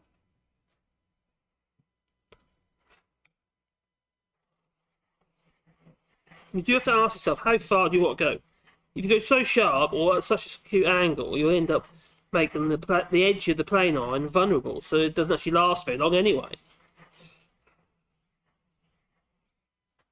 But you see these people in Japan with their wooden hand planes with a really wide blade, taking off a thin shaving over quite a long distance. Yeah, it's competitions, you know, they do for that.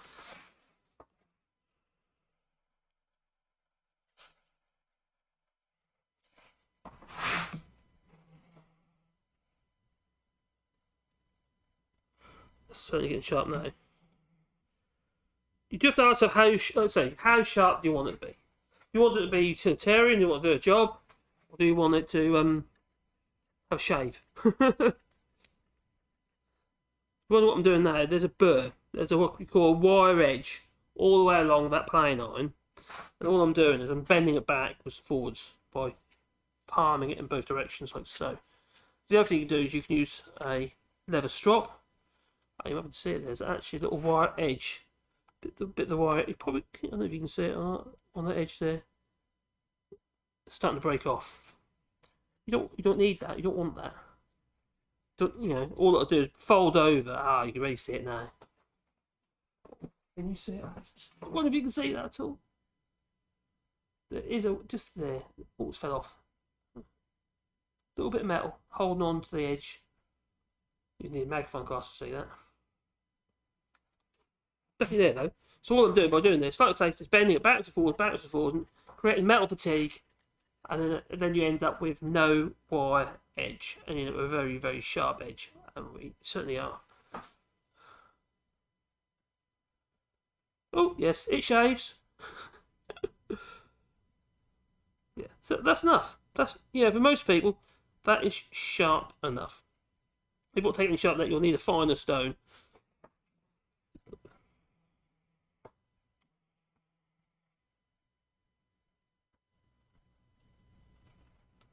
That's good.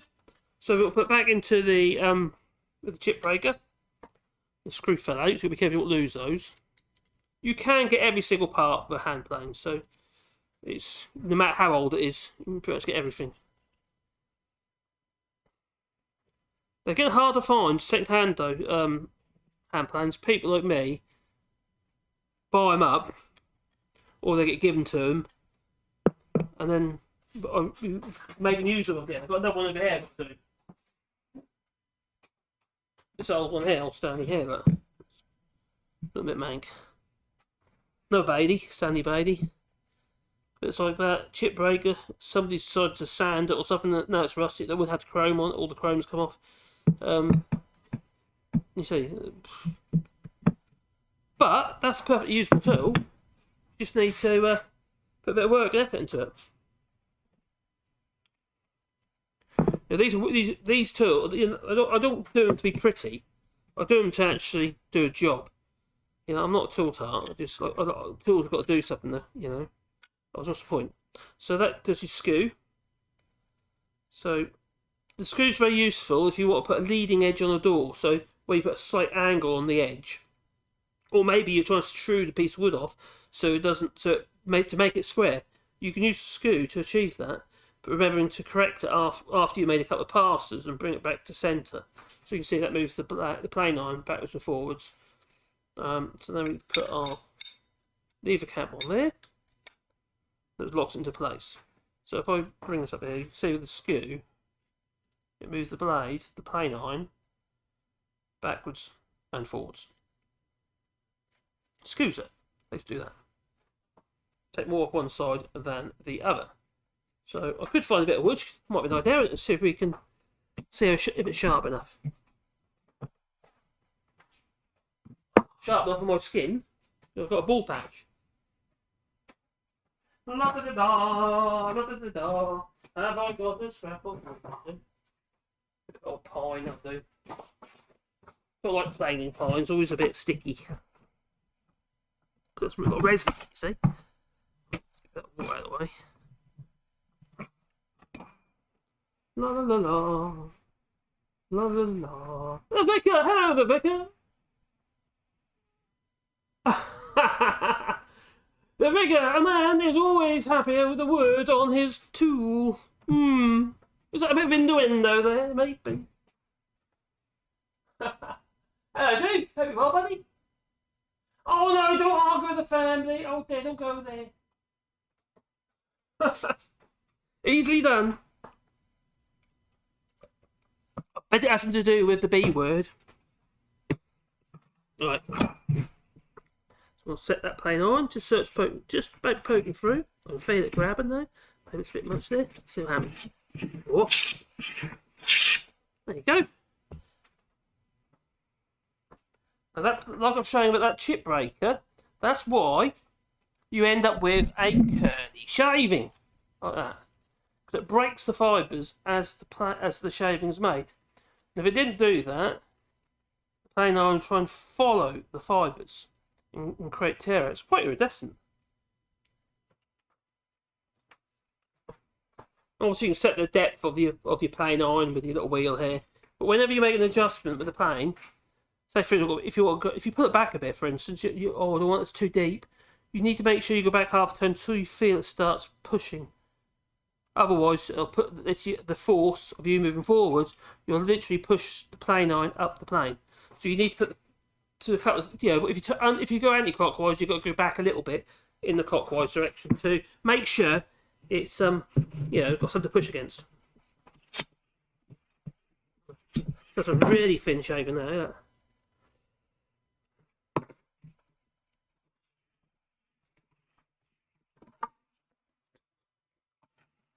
There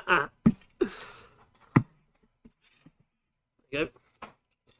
So I would say that for hand sharpening, I think that's sharp enough for most people. You know, it's that's a very, very thin shaving. Now, if that was a plane iron which was a bit in a manky condition, maybe got notches in it, you wouldn't create a clean shaving like that at all. You end up with breaks in it because what happens? A plane iron, it just will, when we cut, we'll be making contact. Make contact, please! Save the clock tower! So as you see there, that's nice silky smooth. It is actually.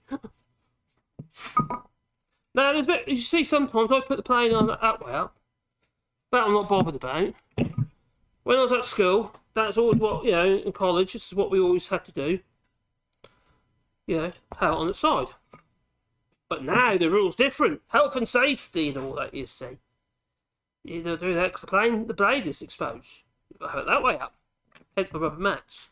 But if you do, if it does worry you, if you've always got a bit of wood nearby like that, just do that. And then you're not going to blunt the plane iron. So, yeah, silly tips. I'm going to bring the actual thermometers back over here and see what we can do. Carry on with the finishing. Finishing the thermometers. La la la la. La la la. Well, I'll stop it now. I'll put the heat on.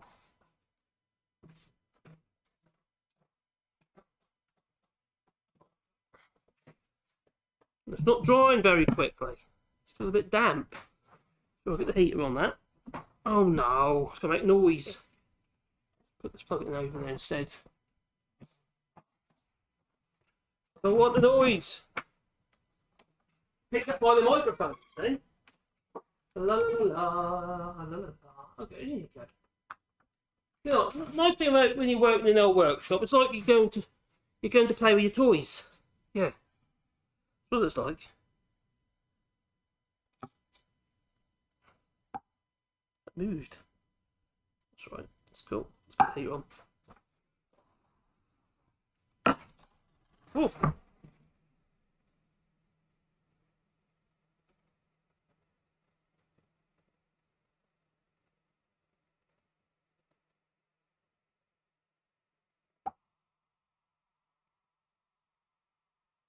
That's so cool.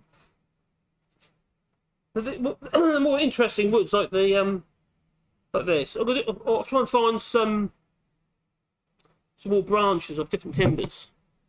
Some apple wood, or, you know. Like I said, this is plum. But just try different woods. It don't matter if they've got imperfections in them, because you build them up in the lacquers or the waxes, and you can just fill little holes and nooks and crannies.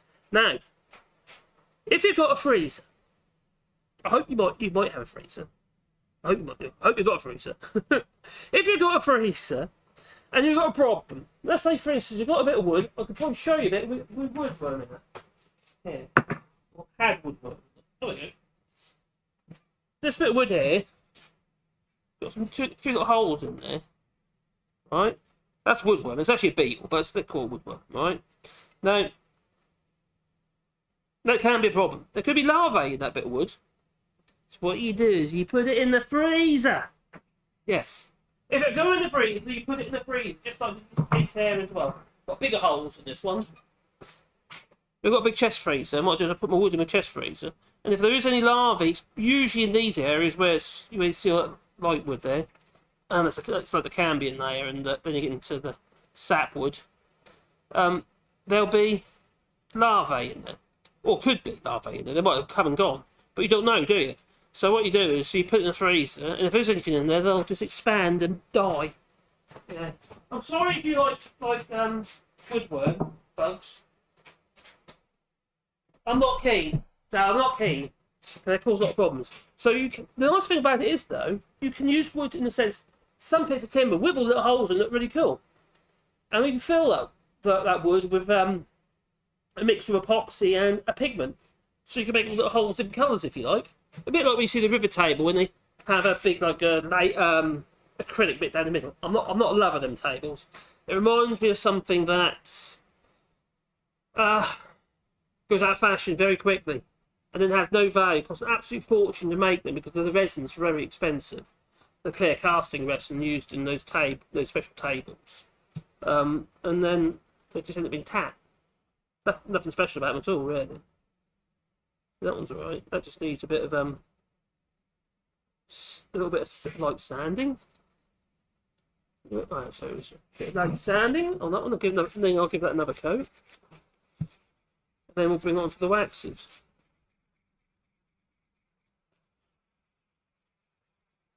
And normally I batch this, so I'll have a whole load of.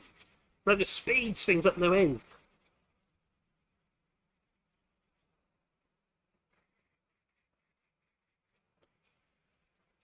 It seems to be working this show. I hope. Can anyone tell me if the audio is okay? There might be times when the volume goes low when I walk away from the microphone because I'm using that funny round ball thing, like snowball microphone. Oh, it's appropriate. Snowball. It's Christmas, isn't it? Oh, Merry Christmas, everybody! Ho, ho, ho.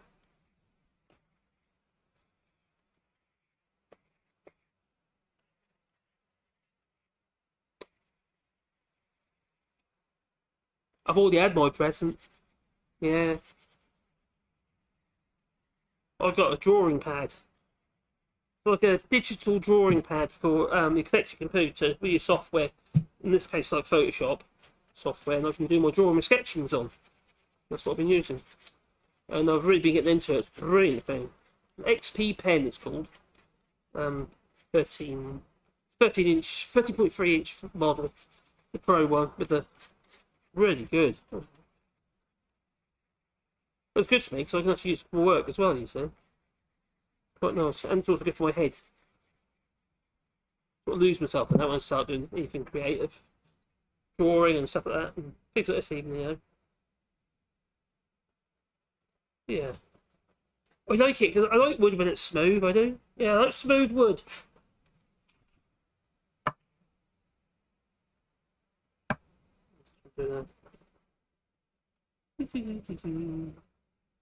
Oh, that's better. That's loads better. Get right sanding as well, which will make it look silly. Oh, needs to be done. Then we'll.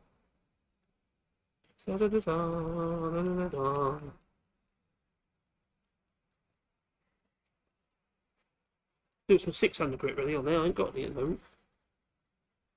Yeah, as long as I keep with the grain, I'll be okay.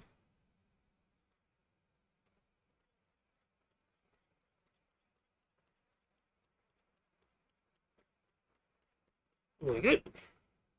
What's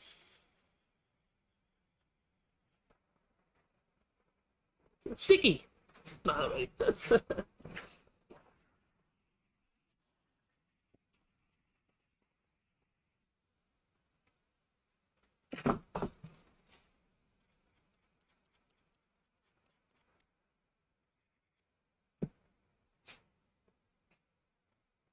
Lum bum bum bum bum.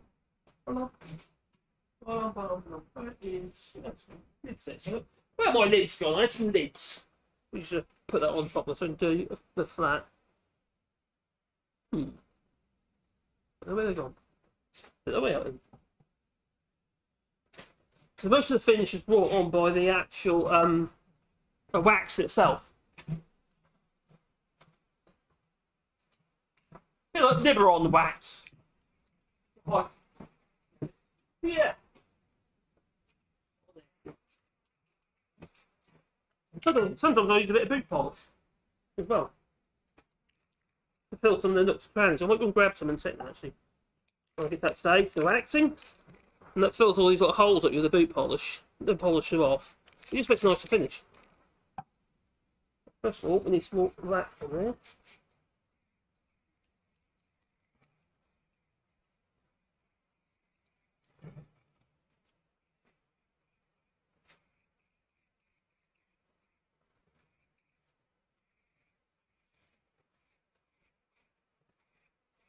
Like I say, I was using a lot of natural finishes, like linseed oil and stuff like that. One of the other problems I was having with linseed oil is it was actually the linseed oil was bleeding out into the packaging, and it's that's causing problems. You know, because everything's postage, you see. Oh my God! Talk about postage. Blimey, I sent some stuff to Switzerland the other day, which I didn't. Reminded me of trying to send stuff to the UK with the CN 22 and 23 forms. So I'd actually done it via the post, done it all online. I had to print off 8 pieces of paper to go with one package for an item like that. 8 sheets of paper. And they wouldn't pick up from the letterbox, so I have to take it down to the post office. So I took it down to the post office. Oh my God, signing all these bits of flipping paper and stuff. It's nightmare. This is for Switzerland. And that's what we have to do if we want to post to the UK now as well. So yeah, hence I don't sell anything in the UK at all, apart from the T-shirts that we do, because the company prints them in Birmingham, so that's not a problem.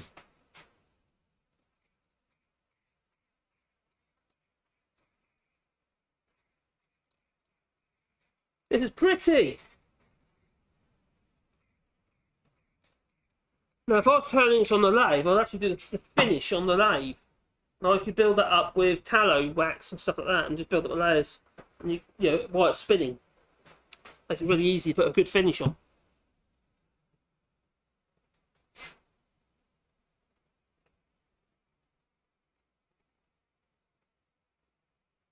But generally, our batteries, like for instance, I've got these bits of wood are cut for the right width. I'm not using this one. I'll put it on the end I'm using.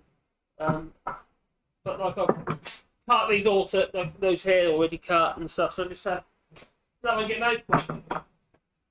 Someone bought 4 to one address in Germany.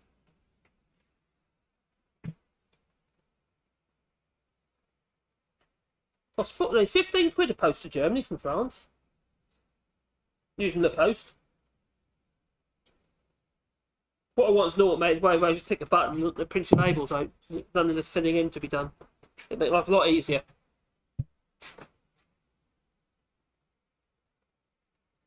Oh. Looking good. Looking good. Oh, it's fine. Oh, excellent. Excellent. Oh, good. Duke Vengeance says, I love Jet Russells. I like Bulldog's fine, but our friend's dog died the other day.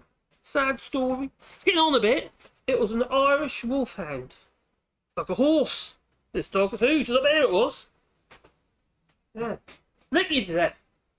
It was not a scary dog. It looked like a Wookiee. Chewbacca. That's what it looked like. But he died. He's getting on though. He's 11. It's old for an Irish wolfhound apparently. But they don't often live much past 7 to 8 years old, apparently. So they were saying, anyway. So, done really well. Sent them a lot of fits and what have you, and other problems. Apparently, one of his lungs stopped working, so they've had to put them down. So, it's a worry, because we've got 3 dogs, you see. So, it reminds you you've got 3 dogs yourself, and they're all getting on a bit now. And Wally, especially, at the moment, he had a fit last night, another fit. In the last couple of weeks, he's had quite a few. Whereas it was quite a rare occasion, now it's getting more and more. Yeah, it's not epilepsy, it's caused probably from his heart murmur. So, yeah, it's a bit of a worry. There's nothing to do. There's not. The medicine for his condition. He has meds for his heart. But for the fits side of things, there's nothing to do, because the epilepsy type medication you'd have for fits don't do anything because there's an underlying cause of the fit. It's not just like a genetic disorder. So they're getting there. That's much better with a heater. Yeah, get the damp out of the air, and that dries so much faster. I've got a chair. I'm getting lazy. Hang on. Oh, there we go. Sitting down. That's what I do. I think I've got that flipping cold coming. I'm going to have something to say, I'll tell you. Yeah. Right, there we go, round it goes. So this is the wax we're going to be using. And this is a turpentine wax. It's pure turpentine. A bit like white spirit. You know, but it's got wax. It's a liquid wax, but because it's gone a little bit, a lot of the turpentine's it's gone. There, so you stick it. So yeah, it's literally just beeswax really. It's got a bit of dye in this one as well. This is Shen Moyen, so it's medium oak, and although it doesn't really put any colour in, unless you put it onto bare wood, it doesn't really put any colour in at all. The Danish oils over here, which is cleared. Years ago, I bought a whole load. I must have bought about 15, 20 of these, literally like in the box. This is probably, I think it's probably my last one, and I've got some that tin over there is a tin of wax, that old rusty looking tin, and that was all flooring wax. That's getting low now as well. But that's just a beeswax. All it is beeswax, just like Liberon wax. This is a better one though, I must say. Right, so bring it around here. So doing, getting close. So I'm getting to the stage now where I could actually, not quite ready yet, not quite dry enough yet. But I get to the stage where I can use the 1200 grit, and then we can max up and say, you know, that's a good one. It's so around here like so. Hello, Gingers, she's back. I'm back. Oh. Oh yeah, I know. Poor, he wasn't very well. Poor little thing. Yeah. But all our animals are a bit sickly at the moment. You know, it's Wally, and then we've got Sebastian. He's got heart disease, so it's not great. And Pandora's, she's struggling with her hip at the moment. She's got arthritis in the back end. They're costing me a fortune. Oh god, the heart meds alone for Sebastian and Wally is really, really expensive. But hey, got a lot of choice to. Can't really not do what, you know, best buy, can you? That's let them suffer. But generally, Wally's been fairly good, to be honest. He ain't had too many problems. And the fits are quite short-lived, so they last a few 10, 15 seconds, and then it's done. So it's horrible though. He'll come up to you, and he knows it's about to start. And he'll come up to you with reassurance, and then he'll just keel over onto his side and go like that, like rigor mortis, and then get to the point so strained, he'll then scream like they call it a death cry. That's horrible. I think that's it. Not great. It just has liver problems. Well, they're worry, aren't they, animals? Such a worry.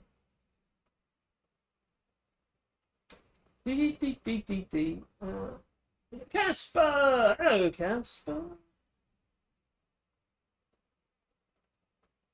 Right, we'll do it. Slow down.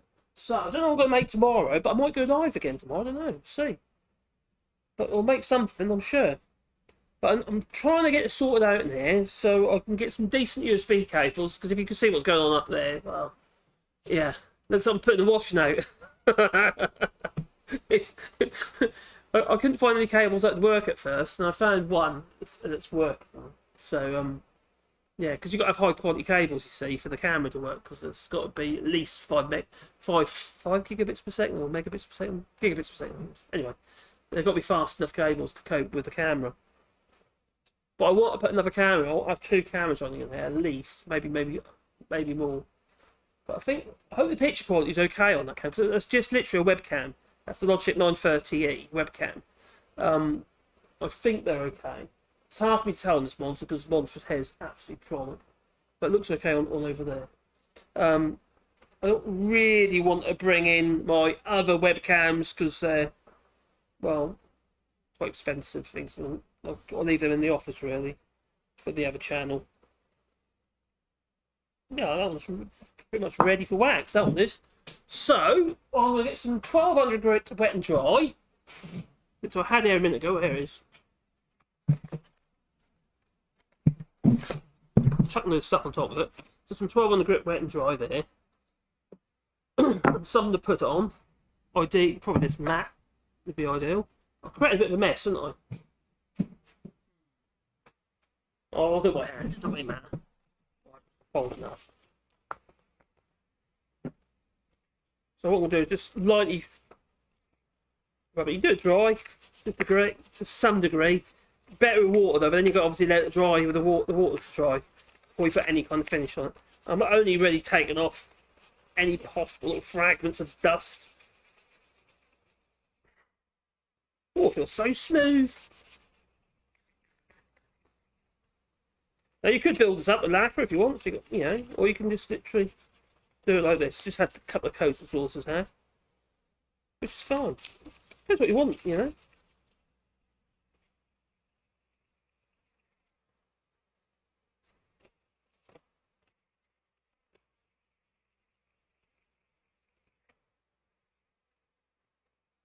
God, it feels so smooth. You can't really use the 1200 purely on the wood on its own, because it just it needs that lacquer. It's good. Right, let's grab a bit of wax. Put over a brush. Oh, you can just use your fingers. Oh, there's all those toxins I'm taking in. Oh my god. I'm done for anyway. I think what I've done in the past. Fiberglass. Oh my god, cutting fiberglass. That's very unhealthy, just so you know. Cutting fiberglass. My Mrs.'s uncle, he used to be a plasterer. And he also used to work in the submarines, doing all the insulation in the down below in the engine rooms and stuff like that. And they used asbestos. And the asbestos was literally coming in bags in fibre. You used to mix it with like plaster of Paris or something like that anyway. And splodge it all over, for the insulation of the pipes, splodge it all over the pipes, and then they'd wrap it in like a hessian, a bit like the stuff you put, well, not hessian, some sort of cloth. Like you have, the old-fashioned bandages when you break your leg. And that stuff used to get in the air, and then people used to take it into their lungs, and obviously don't do them any good. And the problem with, obviously there's more than one type of asbestos, some are worse, some are double barbed or single barbed. It goes into your lungs and stays there. And every time you breathe or move and stuff like that, the little barbs are scratching, causing scar tissue in the lungs, causing asbestosis. And eventually, your lung capacity is so reduced. Remember, you never lose. You can't get rid of this asbestos in your lungs. It's there forever. So it just can, slowly but surely, the situation gets worse and worse and worse until finally it can kill you. Yeah, it's in the pleural layers of the lungs. All little bronchial tubes and stuff. The real fine, little capillaries in the capillaries. Bronchial, anyway, yeah, it's not good for you. There you go. That's that wax harden up, let the turpentine evaporate, and wipe your hands on your trousers so this is a hell of a job to wash your clothes.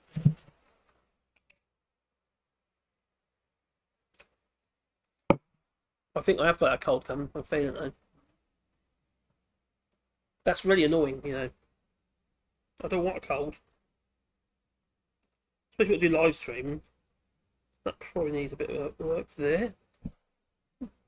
That is actually looking really nice. Now what I'm going to do is, while that's drying a little bit more, because it still needs a bit more technology dry, I'll be back in a second. I'm literally just going to run off and grab some boot polish. Because it's just through there.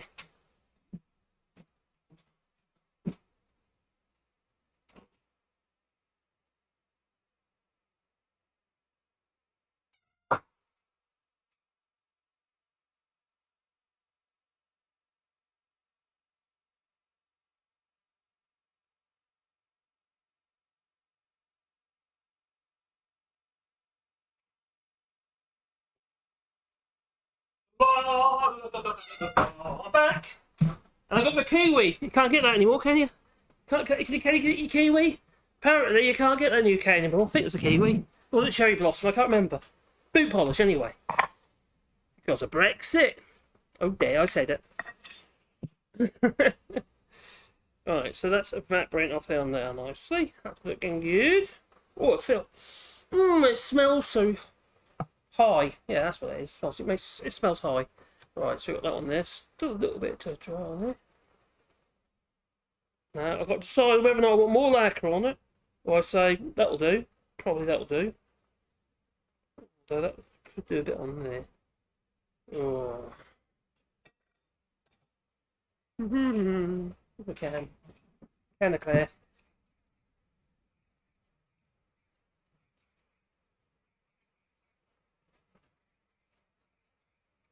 Right, oh.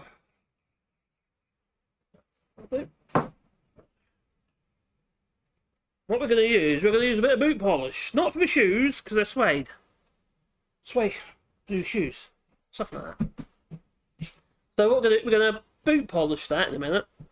And that'll fill all the little nooks and crannies. And because there's lots of imperfections in these little cylinders. As it's been drying out, as you can see, the little dots in the middle there, they're all like, think of them as straws. And it's kind of how the tree grows, really. Each of the little cells, it's a little piece of grain, are like straws, and they draw the liquid up, the moisture through the actual piece of wood. Beautiful bit of wood, though.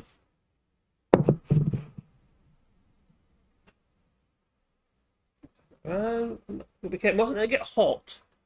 What happens at a bubble? Any moisture that's left or trapped behind it will literally bubble, and we don't want that. Oh, it's very nice. It's small bits of wood like that. It's a bit of darkness on the bottom there. That's because that's the end of the piece of wood. So that'd been the end of the plank. So it's drawn some moisture up the end.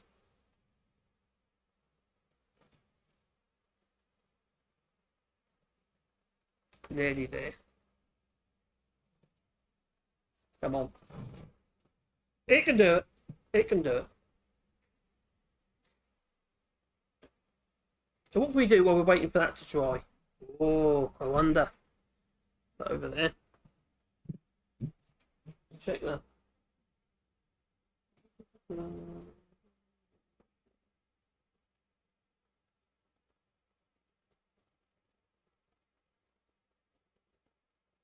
Duke Vengeance, I hate Jack Russells. And later on he said, is this be a question mark? What do you mean a question mark? I don't understand. What is it with the question mark?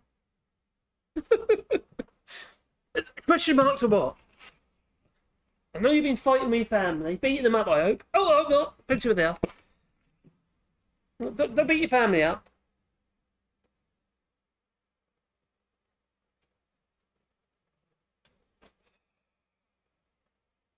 I can't keep all the stuff that's going on in the UK at the moment. I just can't keep up with it. It's sort of struggling with it, to be honest. You also kind of think to yourself, what can you do? There we go, round we go. I think we need a wood turning day. That's what we need. We need just wood turning. Make some stuff on the lathe. Would be a nice thing to do. Bowls or something, I don't know. Clock faces.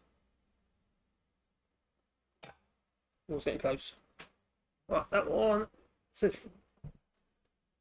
Yeah, the solvent is now evaporated off the wax. So I'm grabbing a cloth, which is hard. So now we can just buff that up.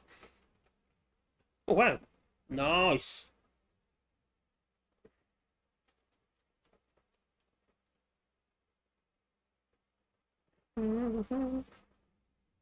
That's just one coat of wax, one coat of wax.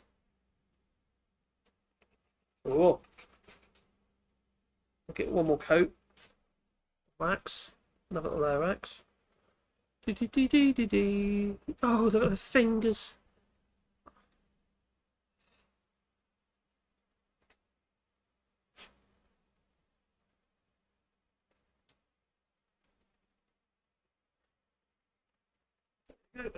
Oh, lovely jubbly. Oh, it's so beautiful.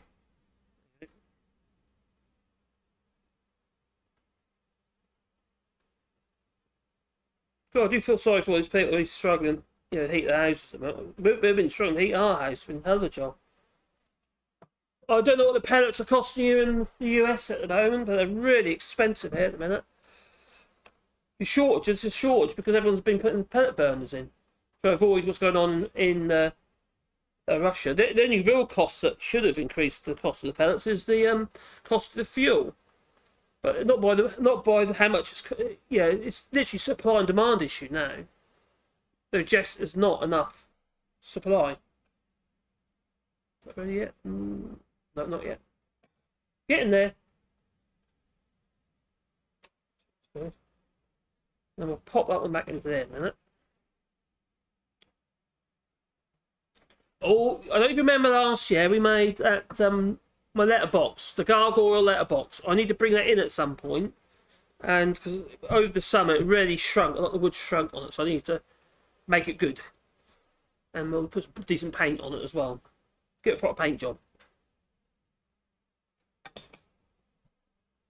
And also got to fit the eyes. I haven't fit the eyes yet. That's what I need to do. Yeah, I've got some solar powered eyes to go in it.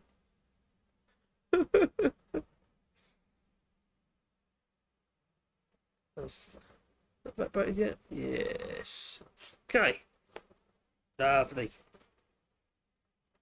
And then what I'll do, of course, really nice. Dee dee dee dee dee dee.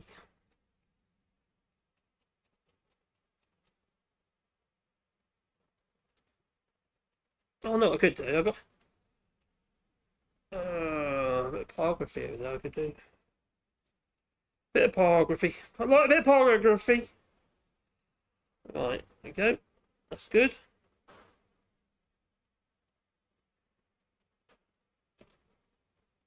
Well, so that's just a bit of a wax finish on there. You know, quite good. So I can fit a thermometer.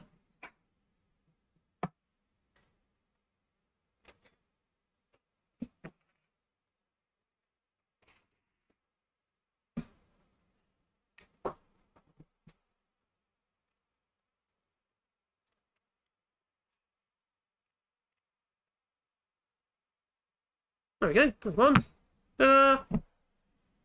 It's a wooden thermometer. Like a monolith. And for some reason, I've been selling quite a few of these ones in Germany. Very sort of like functional. But the ones I've been selling in France, I've got. Oh, it's gone dark. Oh, it's got a heart in them. A heart cut out in them. So they're lovers, you see, in France. All lovers. Yeah. Romantics. Romantics they are. Romantaniacs. Right, so is this one ready yet? How's that doing? I think that's ready for some very, very fine sandpaper. Such as this 1200. Yeah, it's good. Then we'll get some wax on that. But we're going to put some other wax on this one. Yeah. We're going to get, well, non-conventional.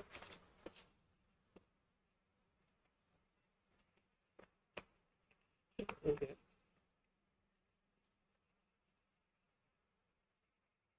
Like I said, it's very fine sand, but it takes off any little bits of dust that might have got trapped in the finish. Gets rid of it.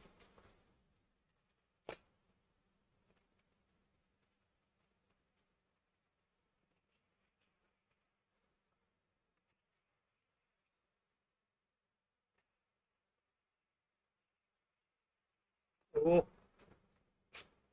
feels so smooth.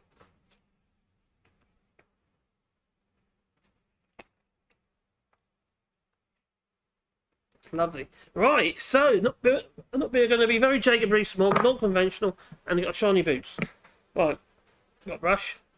Do a brush like that one. It's quite a stiff brush that is. Well, it's dusty. I don't polish my shoes. It's like gold dust this stuff is now, isn't it then? It's old boot polish. So literally, I'm just going to... Well, that's a terrible brush I'm using. It's not a very good brush. Not very soft. But we're just trying to get it into all the little nooks and crannies. So all those little holes, they don't appear like little white dusty dots. It'd spoil the finish. Instead they'll appear as black dots, in this case. Same on the side.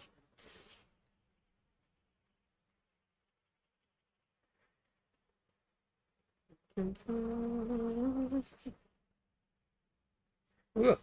I get all black stuff all in my hands now. What's there? So, it's what basically it's still it's a wax, isn't it? You know, that's what boot polish is. It's a wax. That's a terrible brush. That one is really stiff. Right, so I've got to let that do its thing, like you would do when you do your boots. Now you can get wax sticks, so yeah, where you rub it into the holes and stuff like that, or do colours if you want. But I'm using boot polish because it works. Apart from the hands are black now, so I'll treasure this if I can't get that anymore. Kiwi. Oh, there, my kiwi. A name like Kiwi, it sounds Australian or New Zealand, doesn't it? New Zealand. So where's this stuff made then? It's a registered Berkshire. Berkshire, sorry. Made in England, and it's called Kiwi. Why? Why Kiwi? Why is it called Kiwi? I don't get it. Why is black boot polish? Why do they name their company Kiwi? And it's in Berkshire. Polishing shoes daily can prolong the life of leather. Made in England. Nicholas. Oh, his name's Kiwi. Nicholas Kiwi. Oh, that might explain it. Bath Road, Slough, Berkshire. Well, I'm not quite certain what happened to the business. I did read about it. I forgot. It's probably gone under with all the others. Maybe they couldn't export anymore. Something like that. I'll just do it on that side.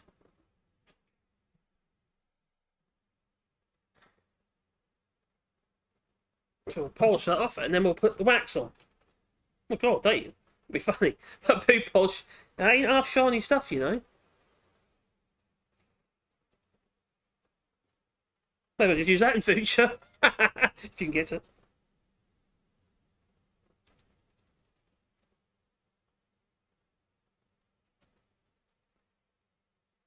So now we're going to go to the wax polish. I wonder what Kiwi like boot polish is made from. What is the base ingredient for boot polish? Because I don't know.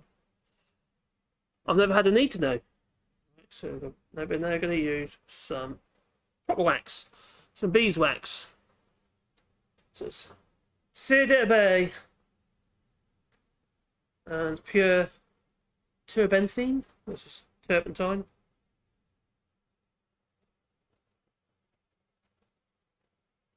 Oh, it's so pretty. Put it all right in it, in all nooks and crannies. You got to get it in your nooks and crannies, you know. Right. There you are. So that will go on there, so let that evaporate off, the turpentine evaporate out of that, and then that'll be a good one, I reckon. It's polished off. Yes, you see what I mean by the when you add the blacks, the black boot polish, it just fills all those little nooks and crannies in black instead of like a dusty. Yeah, it just makes it look nicer. A little tip for you. There you go, look. Grab the tips.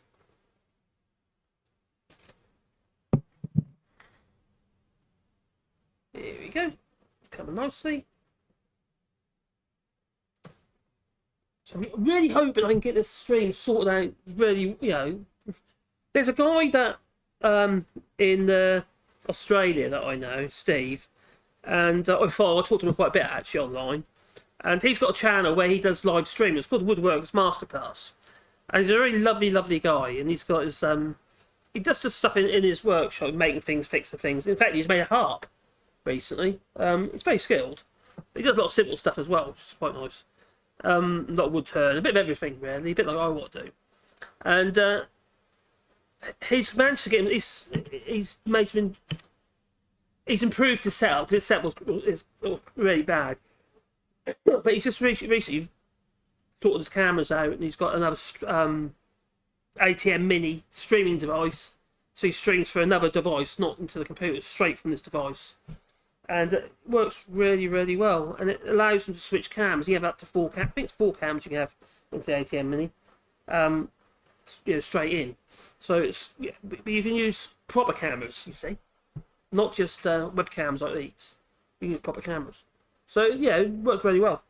One of my biggest problems, I would say, is the audio. Though, is actually I want the audio to be on me, but how do I do that without I haven't got 400 quid to spend on an ATM Mini. That's because the budget, the cheapest one is €400. So I can't do that at the moment. So how, without using another sound card and doing it through the computer, how am I going to do the walkabout, you know, with a wireless microphone? And then it's not perfect because the battery runs for about 2 hours and then it gives up the ghost. So if I want to actually literally just have this running all the time, well, with OBS where it's quite good, you can actually have more than one microphone source. So you can turn one off and go on to the other one. So, how's it doing? Oh, Looking good. Around there like so. Around there like so.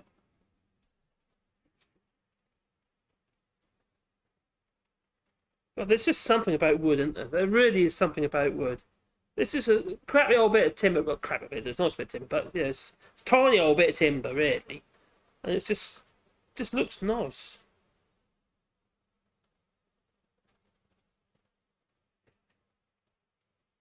It's beautiful. Needs more wax on there. Coat wax on that. So build up the layers. That one, I think. The grain's a bit because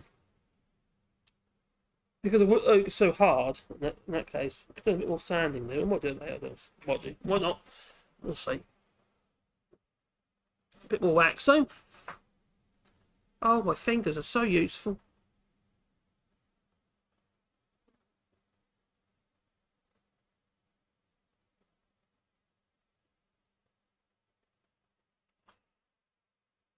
I've definitely got this cold coming. I can feel it now. Now, when I was growing up, not when I was growing up, well, actually when I was growing, but also when I was bringing my kids up, if our kids were we would never take them around somebody else's house. We just wouldn't do it.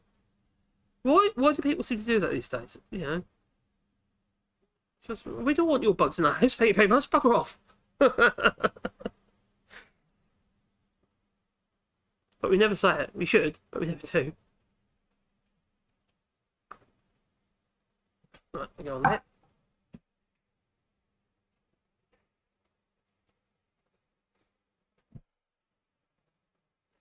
I know why it happens because we were babysitting. That's what happens.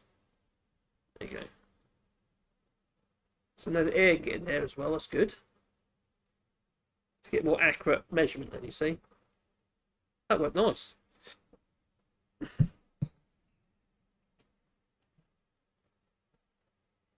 Come on, we want to get that one done. I have to admit, these are my favourite ones so far. I'm going to do some more designs as well, I think. But it's very simple, isn't it? It's a slice off a log, effectively. In this case, a bit of plum wood. And it's just, yeah, it just comes out nice. It's tactile.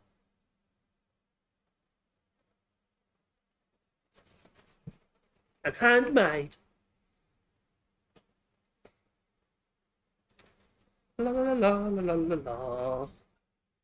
Tell you what though, our sideboard, we've got an old sort of like a how do you describe it? It's really it used to be my father's. It's actually part of my mum's and dad's wedding present. It was a sideboard, and it's a plywood and formica and what have you. It's really classy. I really love it. It's very 50s style thing. It's really good and beautifully made actually. Very well made. What do they call it? Art modern or something? Art modern? 1950s, 60s sort of styling.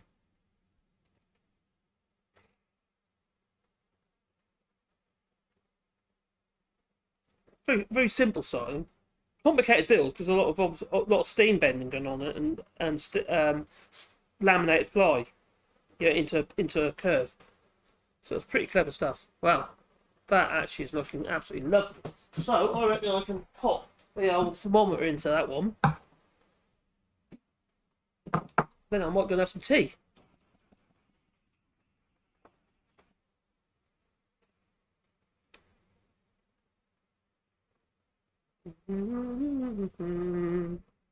So this we've got to get clear because we want to put it in there, so it ends up being vertical. So it would look really silly if it's at an angle, wouldn't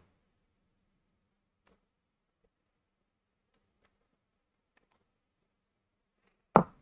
Yes. There you go. So there we have the two little thermometers. We have that one, which is a slice of plum. It's not straight sided, it's tapered. You might be just about to see that. But it's thinner there than it is on the base. But that's plum wood. That is about 10 years. It's been seasoning or drying out for about 10 years. This is actually, I don't know how old this is because it's reclaimed oak, so it could be donkey's years old. It's still quite light for reclaimed, to be fair, but it is reclaimed French oak.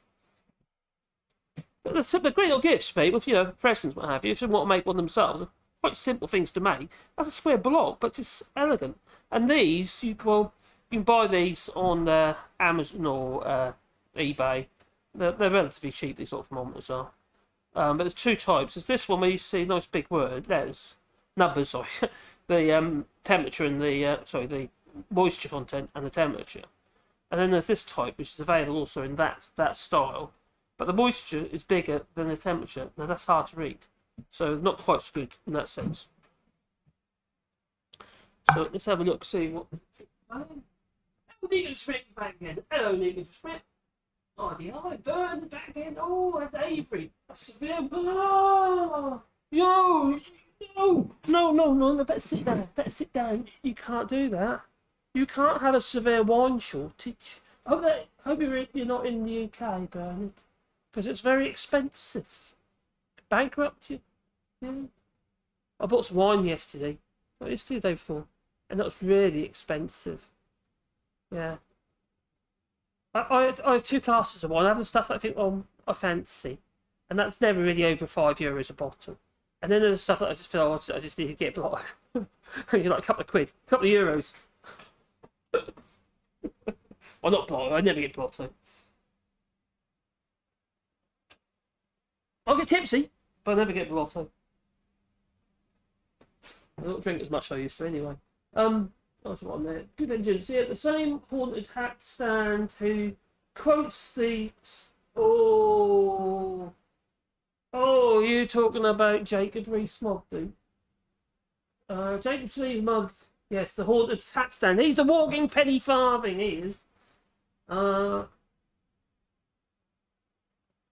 YouTube's word ban list is so weird. Yeah, but some people can add in the YouTube. They can add a list of words, what's considered as censored. So you can create your own censorship in the comments. YouTube's word list about Jacob Rees-Mogg, the haunted hat stand. Yeah. Yes, he does. He likes to quote the Daily Mail. I was watching him the other day. He was going on about Portugal. I think it was on Question Time. He looked quite uncomfortable, actually. He's getting some uncomfortable questions. And he's just re-delivering his previous answers that he said before, which are just not true anyway. How come wine's expensive? It's not. Wine's not expensive in France. It's cheap as chips. I'll talk about the UK. It's expensive in the UK. It's very cheap here. I've recently seen wine here for about €1.50 a bottle. And although it's not, it's going to be a bit vinegary, I imagine. I only bought it, so I wouldn't know. But it's not going to be very nice. But you can get perfectly drinkable wine here for €2 or €3 a bottle. Perfectly drinkable. It's not like that value stuff. You just get the blue and white stripes and the Tesco's in the UK. No, not like that. No. Aha, that's right, Nico. Yeah, I was talking about, yeah. I don't know how Blossom Hill stuff, it's screw top bottle of wine costs in the UK now. But that was quite pricey when I looked last. I thought it was a bit pricey. They quite often did offers though, if I remember rightly.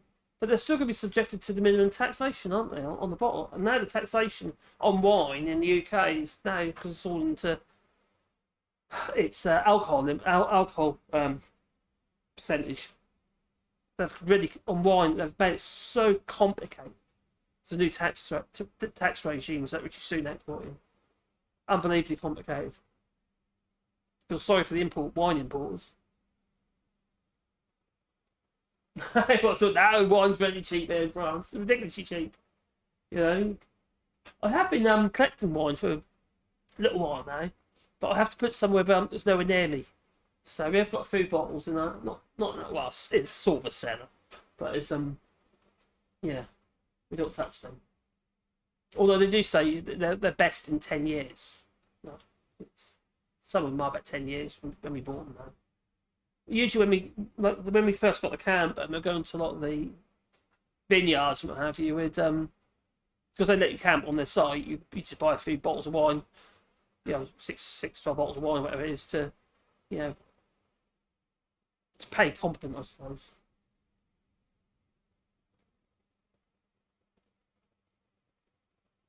Yeah, is that time? Oh my god, I should, yeah. It's time for me to go anyway, to be honest, because I've made what I wanted to make. We've made that. Made that. To be honest, Miss isn't eating much at the moment because she's full of cold, which I think I've got now. I feel it coming. So we made a couple of thermometers, and we'll make something else maybe tomorrow. I might go live again tomorrow, and then hopefully I'll work out what we'll do with all this sort of camera positions and stuff like that, and microphones. And dust. Anyway, thank you very much, everybody, for joining us here today. Yeah. A wobbly camera now. So what I'm going to do is I'm going to say, oh, look at me on there. Oh, there, go away, me.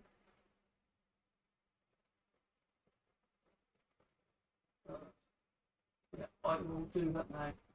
Yes. I'm going to see the missus. End the stream here that I can. Also end it there. This is the software that I use. This is OBS. This monitor is awful. I don't even see that, but it's saying 720p. It's 1080p. It's TV. See, it's 1080p TV. But when as a monitor, so it's 720p, and it's really horrible. Horrible. All the letters and the words all broken up as well. Oh, that's shocking! It is shocking. Stop streaming. Well, I'm going to have to stop streaming and end the broadcast for a minute. So thank everybody for joining us, and I'll do more of this again, and hopefully we can improve things somewhat, especially with the audio. Because I'm talking to you there, and I'm forgetting the microphone is over here. Yeah. Oh well. So it's time to go. So I'm going to pick the button. I'm going to do it now.